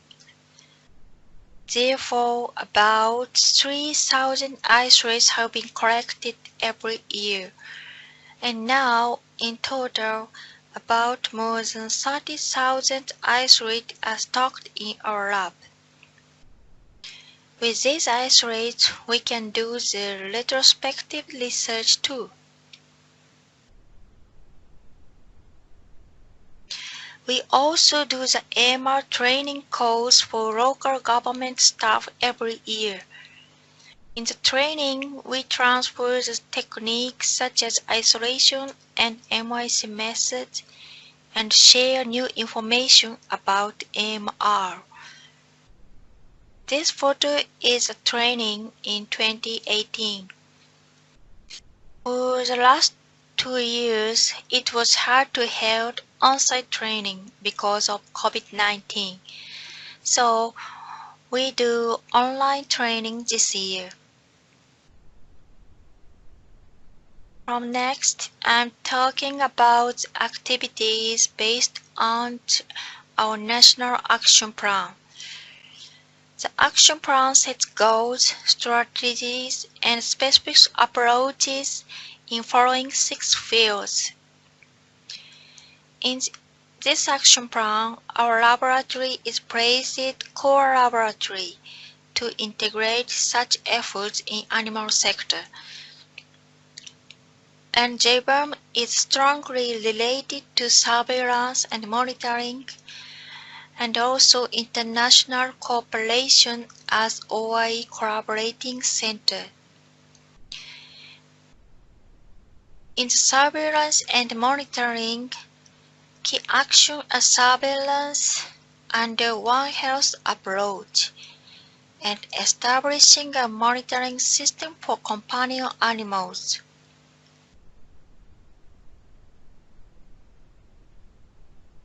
This slide shows collaboration with human sector monitoring in order to establish the integrated surveillance system.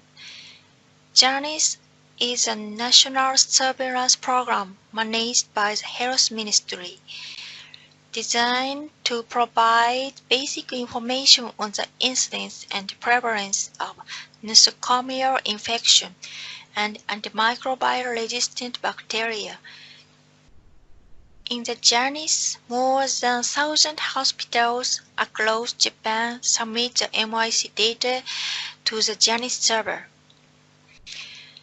The JANICE server can calculate resistance rate and make an antibiogram. We made a copy of the JANICE server and then enter MIC data from JBRM to the server. We make an antibiogram from data of Jberm. So we can compare the antibiogram of animal strain to that of human strains. To promote AMR measures based on the health approach, Nippon AMR One Health report was prepared every year to help grasp index data related to AMR in each sector and to present the overall trend. This report included AMU and antimicrobial resistance rate in each area and Jberm also corroborate to this. This data is also published on the site of the One Health platform provided by AMR Reference Center in Japan.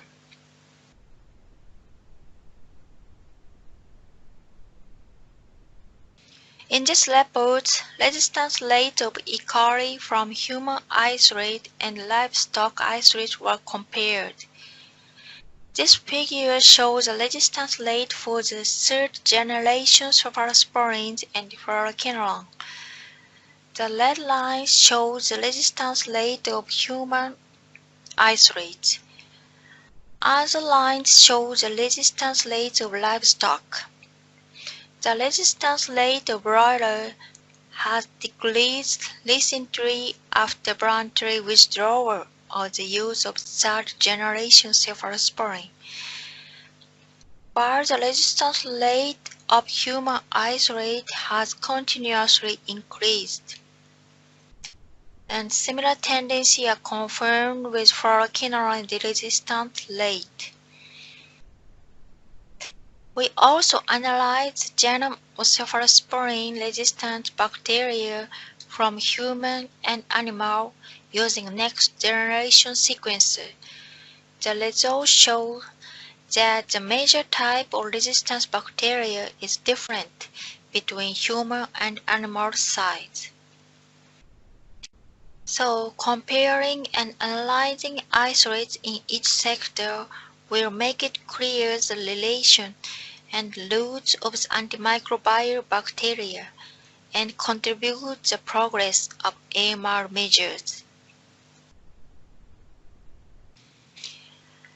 Another important task is to establish and start monitoring system for companion animals. This is the AMR monitoring system of companion animals. First, the monitoring for diseased animals was started in 2017, and then monitoring of healthy animals was started in 2018. In the monitoring system for diseased animals, isolates of pathogen bacteria were provided from clinical laboratories. And for healthy animals monitoring, target bacteria isolated from rectal swab taken from healthy dogs and cats in animal clinic are tested. As for sampling, target bacteria have been collected all regions of Japan according to the population of animal clinic and limited one isolate of each target bacteria per clinic without bias. In healthy animals monitoring, we asked the animal clinic for sampling through the Japan Veterinary Medical Association JVMA. Therefore, monitoring system for companion animals was established with the cooperation of various organizations. This slide shows the result of AMR monitoring of dogs and cats. Light blue represent E. coli isolated from diseased dog, and this blue represent healthy dogs, and this one is represented E. coli isolate from diseased cats, and this green one is the result of healthy cats. As you see in this figure, resistance rate was higher in diseased animals compared to healthy animals, and the resistance rate to cefotaximab of third-generation cephalosporin and ciprofloxacin of fluoroquinolone in dogs and cats were pretty high. The trends of high resistance rate of this agent is different from livestock. So from this result, we are aware of need to promote the prudent use in companion animals too.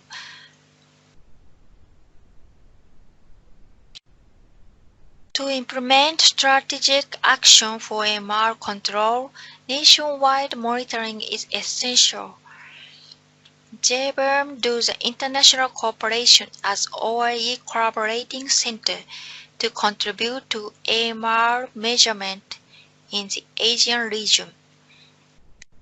Our laboratory have held training courses on AMR. This training program contains laboratory training, lecture for the AMR measurement, and a session to establish and strengthen national AMR monitoring. And total participants of this training were 26 governmental officers in 14 countries. We had made many discussions and realized that we as colleagues in Asia, we are all facing similar problems to contain the AMR as governmental staff.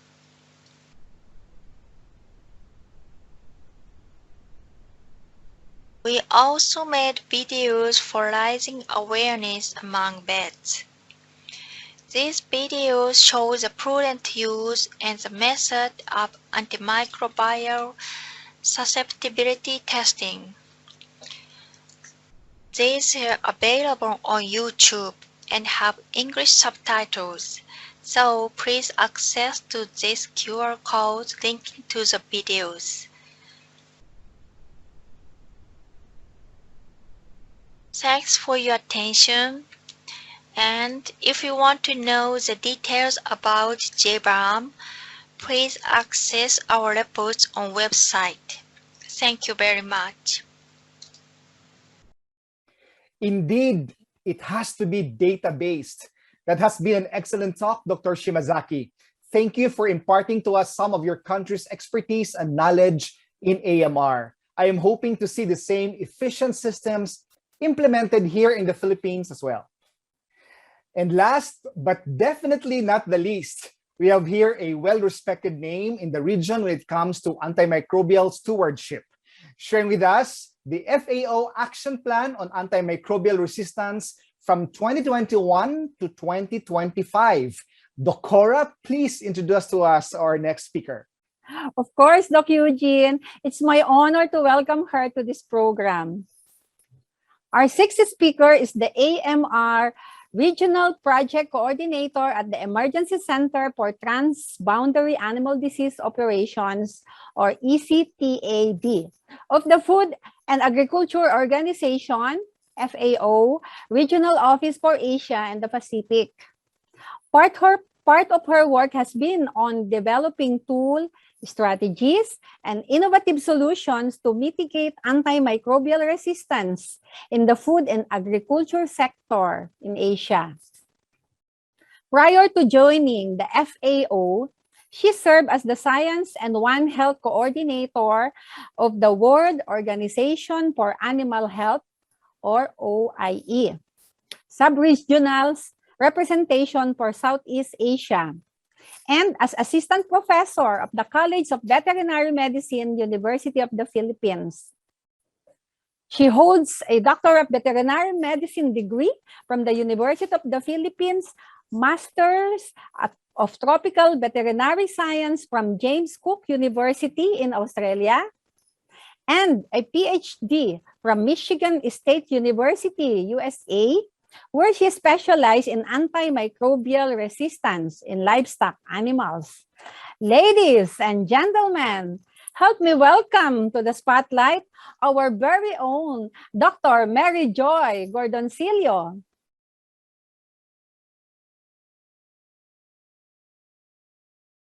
Good afternoon, colleagues. I am Mary Joy Gordoncillo, the Regional AMR Project Coordinator of the FAO Regional Office for Asia and the Pacific. Today, I will briefly share with you FAO's Action Plan on Antimicrobial Resistance. Let me start by introducing a bit about the Global Action Plan, which is the multi-sectoral action plan on antimicrobial resistance endorsed by the World Health Assembly in 2015. This was the base document on which the national action plans were based on. To support and reinforce this overarching multi-sectoral plan, FAO developed its action plan on AMR, focusing on actions by the food and agriculture sector's stakeholders. Now, recently, this FAO action plan was updated for 2021 to 2025 to further align with the GAP AMR and integrate the lessons and experiences from the first phase of implementation. There are 5 objectives of this new FAO action plan, which is on increasing stakeholder awareness and engagement to foster change, strengthening surveillance and research to support evidence-based decisions, enabling good practices to prevent infections and control the spread of resistant microbes, promoting responsible use to keep antimicrobials working, strengthening governance and allocating resources to accelerate and sustain progress. Overall, the aim is for food and agriculture sectors, dependent livelihoods and economies to be made resilient to the impacts of AMR. These are the target areas of work pursued by the different FAO offices and FAO disciplines across the globe, of course, including here in Asia. Let me just walk you through each of these pillars of work of FAO and what we are doing particularly in the region. First, FAO aims to increase awareness of AMR risk in food and agriculture sectors and engage people in changing practices. The objective is that awareness raising, risk communication, behavior change insights are developed, and initiatives to increase awareness and engagement are supported and implemented. Key stakeholders on AMR in Asia include farmers, practitioners, students, animal health authorities, policymakers, and private sectors, to name a few. Now, FAO reaches the stakeholders with the appropriate AMR key messages. Various forms media are utilized, print, video, social media, live interactions, organized campaigns, and a lot more. Many of these happen during the World Antimicrobial Awareness Week on November 18 to 24 of every year. And these are accessible resources that you may use should you be also taking part on the celebration of this global event. Now, globally, FAO also contributes to building evidence through strengthening surveillance and research on AMR, AMU, and residues. Laboratory capacity for generating high-quality data and metadata on AMR and antimicrobial residues are some of the areas that needs to be improved. Overall, FAO works to address this outcome, to address this desired outcome through placing efforts and initiatives on improving laboratories, epidemiology units, and overall implementation on AMR surveillance. At FAO Regional Office for Asia and the Pacific, we are working a lot on surveillance of AMR, AMU, and antimicrobial residues. This has been our major area of one of our major areas of work, and various surveillance tools and mechanisms are now available and accessible, and we continue to develop them as needed by the region. As you can see here, there are several tools on surveillance system strengthening, accessing resources and networks, tools for planning AMR surveillance, tools for data generation and management, which is basically the laboratory and epi component of AMR surveillance. There are also efforts to facilitate collaboration and access to expertise, and tools for progressive improvement and sustainability of AMR surveillance. Some of these are ready and available for access by countries who are working in these areas. FAO also aims to reduce the need for antimicrobials by facilitating adoption of various good practices in food and agriculture. This will be mainly through facilitating access to guidance on infection prevention and control and implementing interventions towards this end. Now, FAO Regional Office is building on the concept of IPC and WASH in human health sector. IPC being infection prevention and control, and WASH being water sanitation and hygiene, which are actually long-standing initiatives of the human health sector partners. FAO is trying to transpose these concepts through creating Agri-IPC and Agri-WASH, which are mainly focused on interrupting transmission of infectious agent across hosts and their environment with the use of existing and future FAO tools. Now, FAO also contributes to the One Health approach towards AMR mitigation through promoting responsible use of antimicrobials in our target sector. Globally, the vision is to provide guidance and a reinforcing environment to facilitate intervention towards this end. Earlier, my colleague Dr. Mader, who is leading this area of work at FAO Rap, has already described some of the current and future initiatives for this pillar. But briefly, we're working on creating platforms, technical guidance, reinforcing environment for the practice of responsible use of antimicrobials in the region. Lastly, FAO reinforces these various initiatives on awareness, surveillance, good practices, prudent use by working with the governments and partners towards better governance and sustainability. We are trying to work on developing policies and regulatory frameworks for AMR containment, conducting research and innovation, supporting research and innovation and incentives in food and agriculture, and partnerships and multi-sectoral collaborations. FAO Rap works closely with countries and relevant partners in the region like FAVA to create networks and mechanisms for support and to build further synergy in the region. Some of the work that we've done is building the regional platforms such as the AMR technical advisory groups for Southeast Asia and also for South Asia.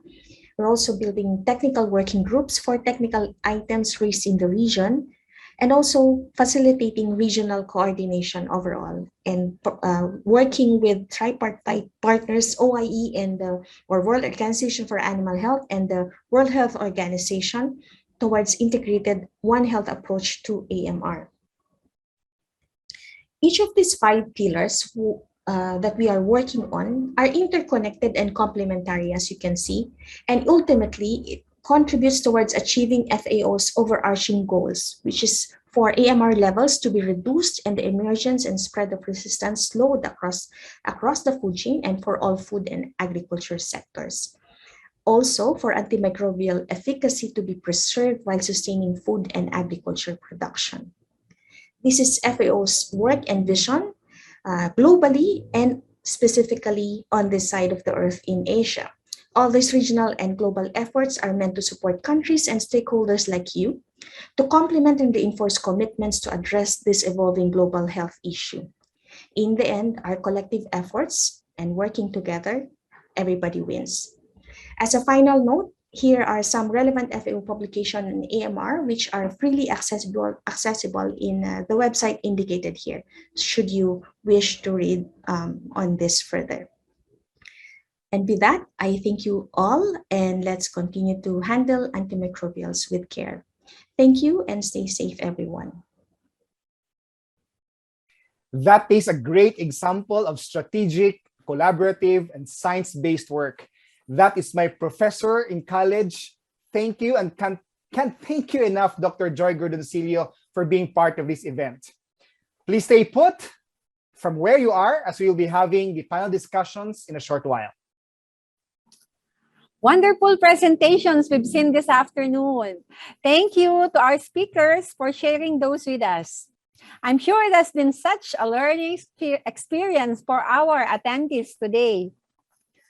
Of course, no webinar is complete without the panel discussion. Without further ado, let me welcome back our 6 speakers for today. Dr. Mader, Dr. Villacorte, Dr. Baldrias, Dr. Sakai, Dr. Shimazaki, and of course, Dr. Silio. Welcome back to the stage, doctors.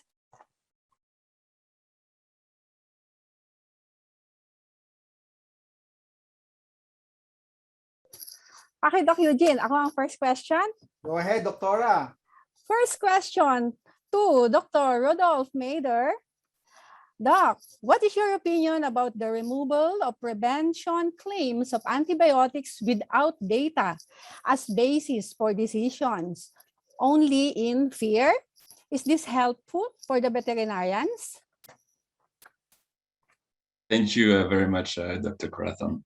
So I started to answer this question in the Q&A box. I don't know if everyone can see, but in practice, no, we shouldn't base any kind of decisions based just on fear. We should have evidence-based decisions. There's a lot of evidence on antimicrobial use and these links with antimicrobial resistance, which should review them on a case-by-case basis. And take decisions with this. But it's true that antimicrobial use for preventative reasons is selecting for resistant bacteria, especially in farms with intensive productions. You have a lot of animals, and suddenly all animals are treated or exposed to drugs that kill the sensitive bacteria. So then you only have the resistant bacteria in the farm. So that's really an issue and a type of antimicrobial use that definitely needs to be limited. But again, we need to make decisions based on evidence, and there are some gaps, knowledge gaps for sure, and then we need to make some balances between rational and evidence. But it's never easy to take a clear decision. But if this person would like to better specify what kind of claims he or she was speaking about, the person can feel free to ask more. Thank you. Thank you, Dr. Mader. While most of the questions in our chat box have been answered, when this will be on Facebook, posted on Facebook, some of new attendants might not be able to see the answer. So for the next question, it's for Dr. Edna Zenaida Villacorte. A lot of questions similar to this, like from Eldom Limao and from Jana Rose de Pamusino. They're asking, of course, these are from the Philippines. They're asking Dr. Villacorte if there are monitoring activities or regulations on AMR, and how is the Philippine government intervention on the monitoring activity implemented in the Philippines. You're on mute, Dr. Villacorte. Can you unmute? Sorry about All that. Right. Thank you for the question. I was expecting that kind of question, since many veterinarians are participating in this event today. Unfortunately, though, we don't have specific regulations yet or legislations pertaining to AMR, but we have a national campaign or a national program on IMR or IMR or I am responsible that is being implemented by the Bureau of Animal Industry and the Department of Agriculture. We have some legislations that may affect our antimicrobial use, such as regulations on dispensing, prescription, and then there are banned antibiotics that cannot be used for animals. We have requirements for veterinarians to be in the dispensing outlets or stores for antimicrobials. So what we hope to achieve in the future or in the nearest future is to come up with a guideline or a protocol for antimicrobial use. And likewise, an AMR stewardship plan that will definitely be utilized for all the sectors in our country. So specifically for use by veterinarians, and hopefully we will be able to come up with this by next year, hopefully. We in NAC-ADSE are trying to come up with projects and recommendations that will help us achieve our goals regarding to our fight against AMR. Thank you, Dr. Edna Zenaida Villacorte. Actually, we also have a collaborative project between FABA and FAO. So next question, Dr. Eugene Mende for Dr. Loinda Baldruyas. Two-part question po ito. Doc Baldrias, great study. How many samples were you able to study for resistance? What did you use for assigning resistance? What is epidemiological cutoff value of clinical breakpoints? This is open where research and practice need to align. Okay, thank you very much for the question. So medyo maraming tinatanong dito. In line with yung unang concern niya was how many samples was used. Ang pinaka-basis ko for sample collection was the data, yung ating data on what sample, for sample size determination based on Smith 1995. Yun yung naging basis ko for the number of samples that has to be taken by producer. And yun sa next question niya kung ilang isolates yung na-revive. The revived Campylobacter jejuni isolates were also subjected to antimicrobial susceptibility testing. And the cutoff was based for, ang basis natin for the antimicrobial susceptibility was based on the clinical lab standards na ginamit ko during that time. And okay, so yun yung ating basis was the standards that was available during that time for Campylobacter jejuni. Thank you, Dr. Baldrias. Before I go to my next question, I have a question here for our veterinarians who are participating on our webinar today. It's a kind of survey. As veterinarians, here's the question. As veterinarians, what are your two main needs to be able to use antimicrobials more prudently? So the first answer is your need more on training courses on antimicrobial therapy? That's the first. Second, do you need more practical antimicrobial therapy guidelines? Or third, do you need good quality antimicrobials? Number four, do you think we need more access to a diagnostic laboratory able to perform antimicrobial susceptibility testing? You now have four choices. Please let us know in our chat box which of these are your priority. Number five, do you think we need to prioritize a community of practice for antimicrobial therapy in your country? Or last, you think as veterinarians, we need more evidence on alternatives to antimicrobials? So Thank you for that. Which do you think as veterinarians are our two main needs so that we will be able to use antimicrobials more prudently? So let us know in our box for your answers. Now, our next question is towards Dr. Masato Sakai. Dr. Sakai, I am very interested, though this is also one of the programs presented by Dr. Mader, that Japan has a guidebook on antimicrobial therapy. It would be good to have an exchange in our discussions in our subcommittee. We're very interested to get a copy of your handbook for Japan. But when you decide, Dr. Sakai, on your first choice for antimicrobial, for example, on a disease for pigs, like Glasser's disease, how much percentage do you put that your first choice should be a label antibiotic for pigs? It's just really for animals, or do you put more emphasis on whether it is a shared antimicrobial as long as it's effective? Do you put more emphasis on that it is exclusively for animals, or you put more emphasis on the efficacy?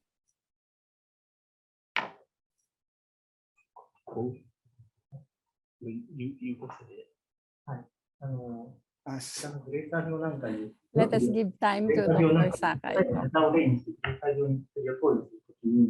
動物薬であることを優先して使用するか、それとも薬効を優先して使用するか。重視でしょ。はい。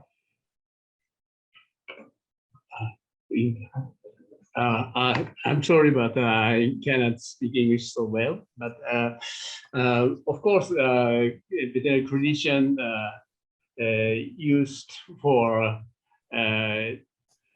efficacy to these animals. But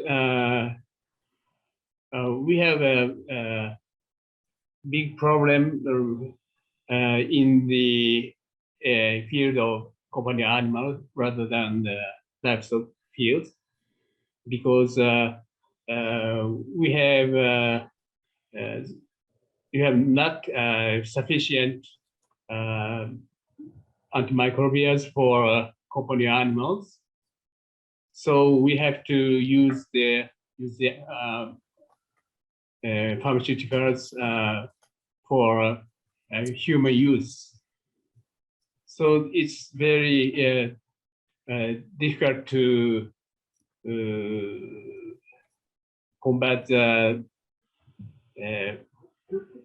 antimicrobial bacteria, resistant bacteria in the field of a companion animal.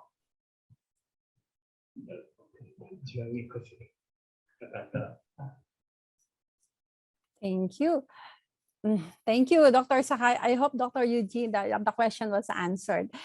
Anyway, we have a question in our box earlier. This is for Dr. Mader and Dr. Joy Gordon-Silio.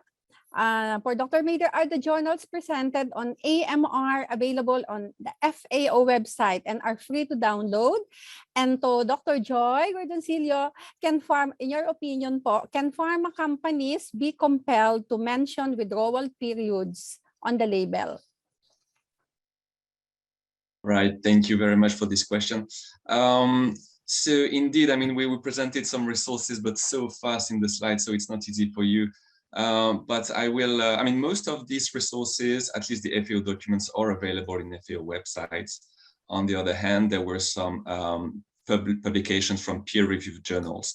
So these are, you can find them on PubMed, especially, for example, the paper on what is antimicrobial stewardship, which I recommend reading, is freely, I mean, all the documents I mentioned are freely available online.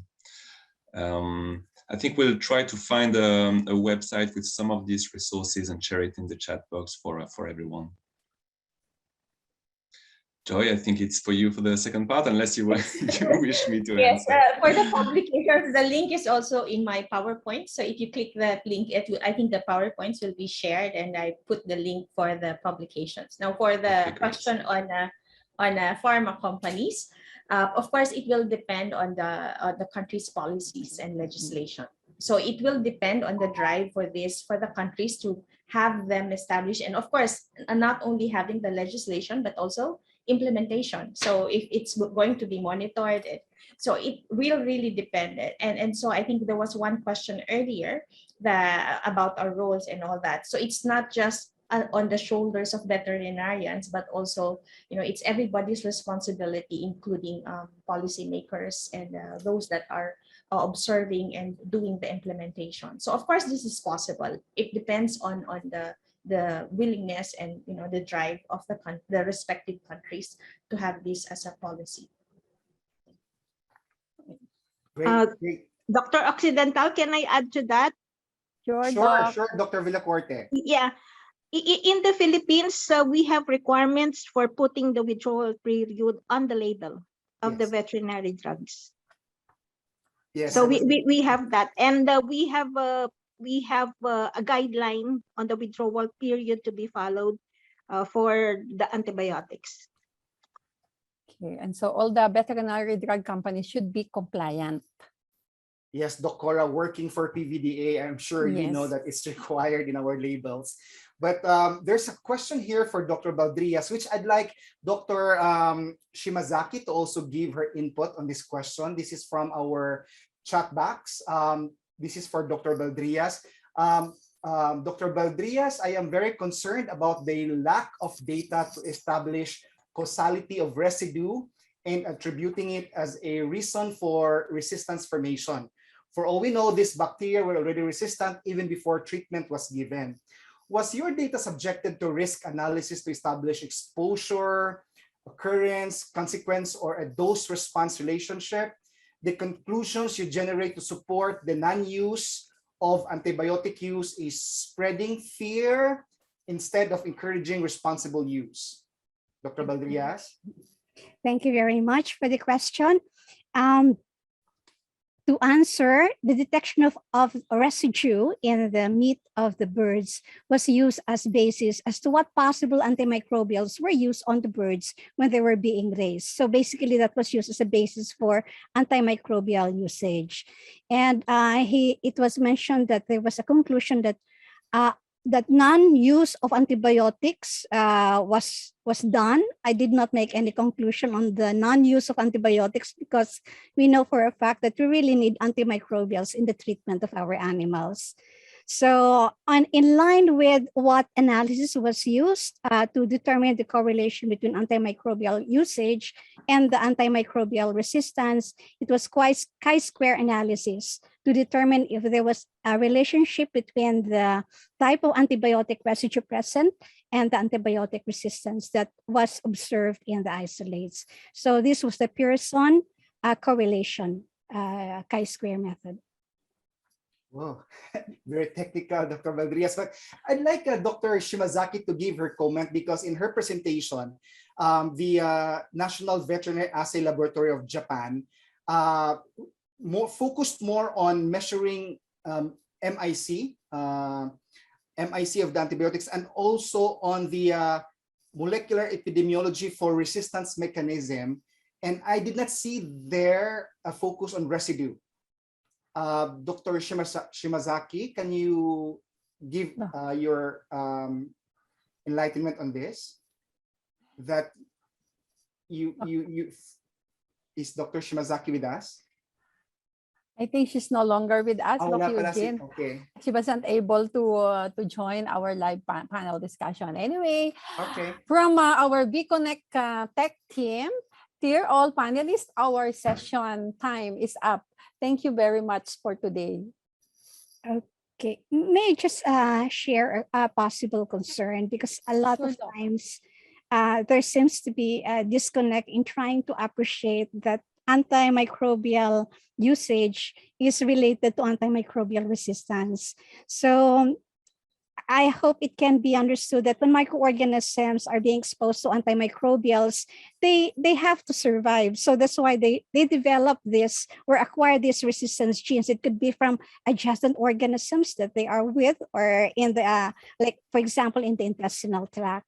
And so even low doses of antimicrobials or the use of antimicrobial growth promoters can create a selective pressure so that this would now result to the presence of resistant organisms that would, of course, contain these resistance genes.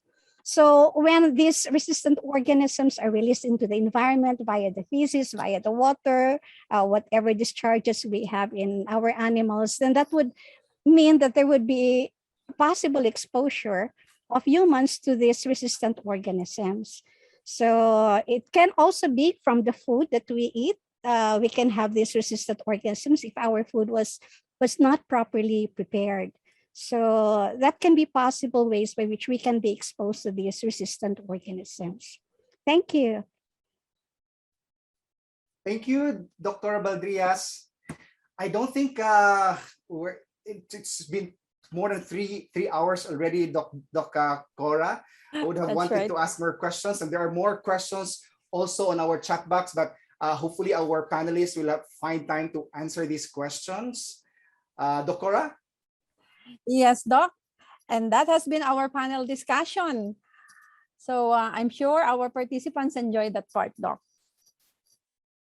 Such an incredible science-based discussion. That was great panel discussion. I'm sure our participants enjoyed that part as well as we did. Once again, thank you, Dr. Mader, Dr. Villacorte, Dr. Baldrias, Dr. Sakai, Dr. Shimazaki, and Dr. Gordon Silio for sharing your insights and expertise in this event. Before we put this webinar in the wraps, I am honored to welcome to the spotlight the hardworking FAVA Vice President and President of the Japan Veterinary Medical Association, Dr. Isao Kurauchi, for the closing remarks.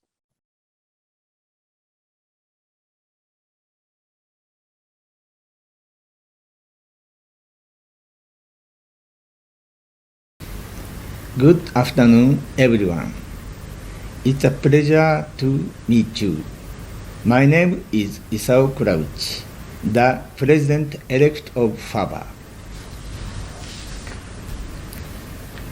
皆様、本日はウェビナーにご参加いただきありがとうございました。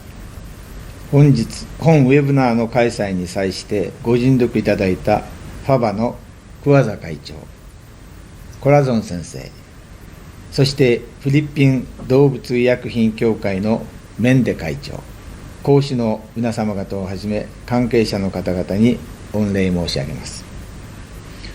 新型コロナウイルスの感染が世界各国で拡大している中、先行きが不透明な状況が継続しています。多くの国際学会、会議が中止または延期となり、関係者が一箇所に集まって意見交換をする機会が持てなくなってしまいました。その中で、このようなウェブを活用した会議の開催が増えていることは歓迎すべきことだと思います。特に若い獣医師や獣医学生にとって旅費を必要としないウェブ会議は、世界中の専門家から情報を得る好機となっています。このことはコロナ禍がもたらしたプラスの影響であり、ポストコロナにおいても有用な情報共有手段であると考えます。今後もこのような取り組みの機会が増えることを期待いたします。日本獣医師会ではワンヘルス実践のための体制構築を最優先課題として取り組んでいます。AMR 対策はワンヘルス実践における主要項目の一つであり、本日の講演において取り上げられましたが、FAVA では AMR 対策を重点課題としてアクションプランの策定を急いでいるところです。本日のウェブナーのように、今後も AMR 対策をテーマとして国際的なまた分野を横断した情報共有が進められ、課題の解決が促進されることを願うものであります。最後にこの機会に私からお願いがございます。FAVA では2022年11月11日から13日、日本の福岡市において第21回FAVA大会を開催いたします。アジアからのワンヘルスアプローチをテーマとして、本日の話題である AMR のセッションも開催される予定です。来年秋には新型コロナウイルスの感染拡大も収まっていることを期待し、各国から多くの獣医師及び関係分野の研究者の方々に美しい秋の福岡においでいただくことを願っております。本日は誠にありがとうございました。Thank you very much. Always empowering and inspiring. Thank you so much, Dr. Kurauchi, for those meaningful closing remarks. And just like that, that has been our webinar for today, a comprehensive look at Asian veterinarians' AMR action plan. Thank you so much. Thank you, everyone, for taking part in this initiative by FAVA, alongside the PVMA and JVMA, and of course, with the untiring support of the Food and Agriculture Organization of the United Nations. This has been Dr. Corazon P. Occidental. And I am Dr. Eugene Mende. Thank you for being with us here today. Stay safe. Stay healthy. And enjoy the rest of the week. Goodbye. Bye.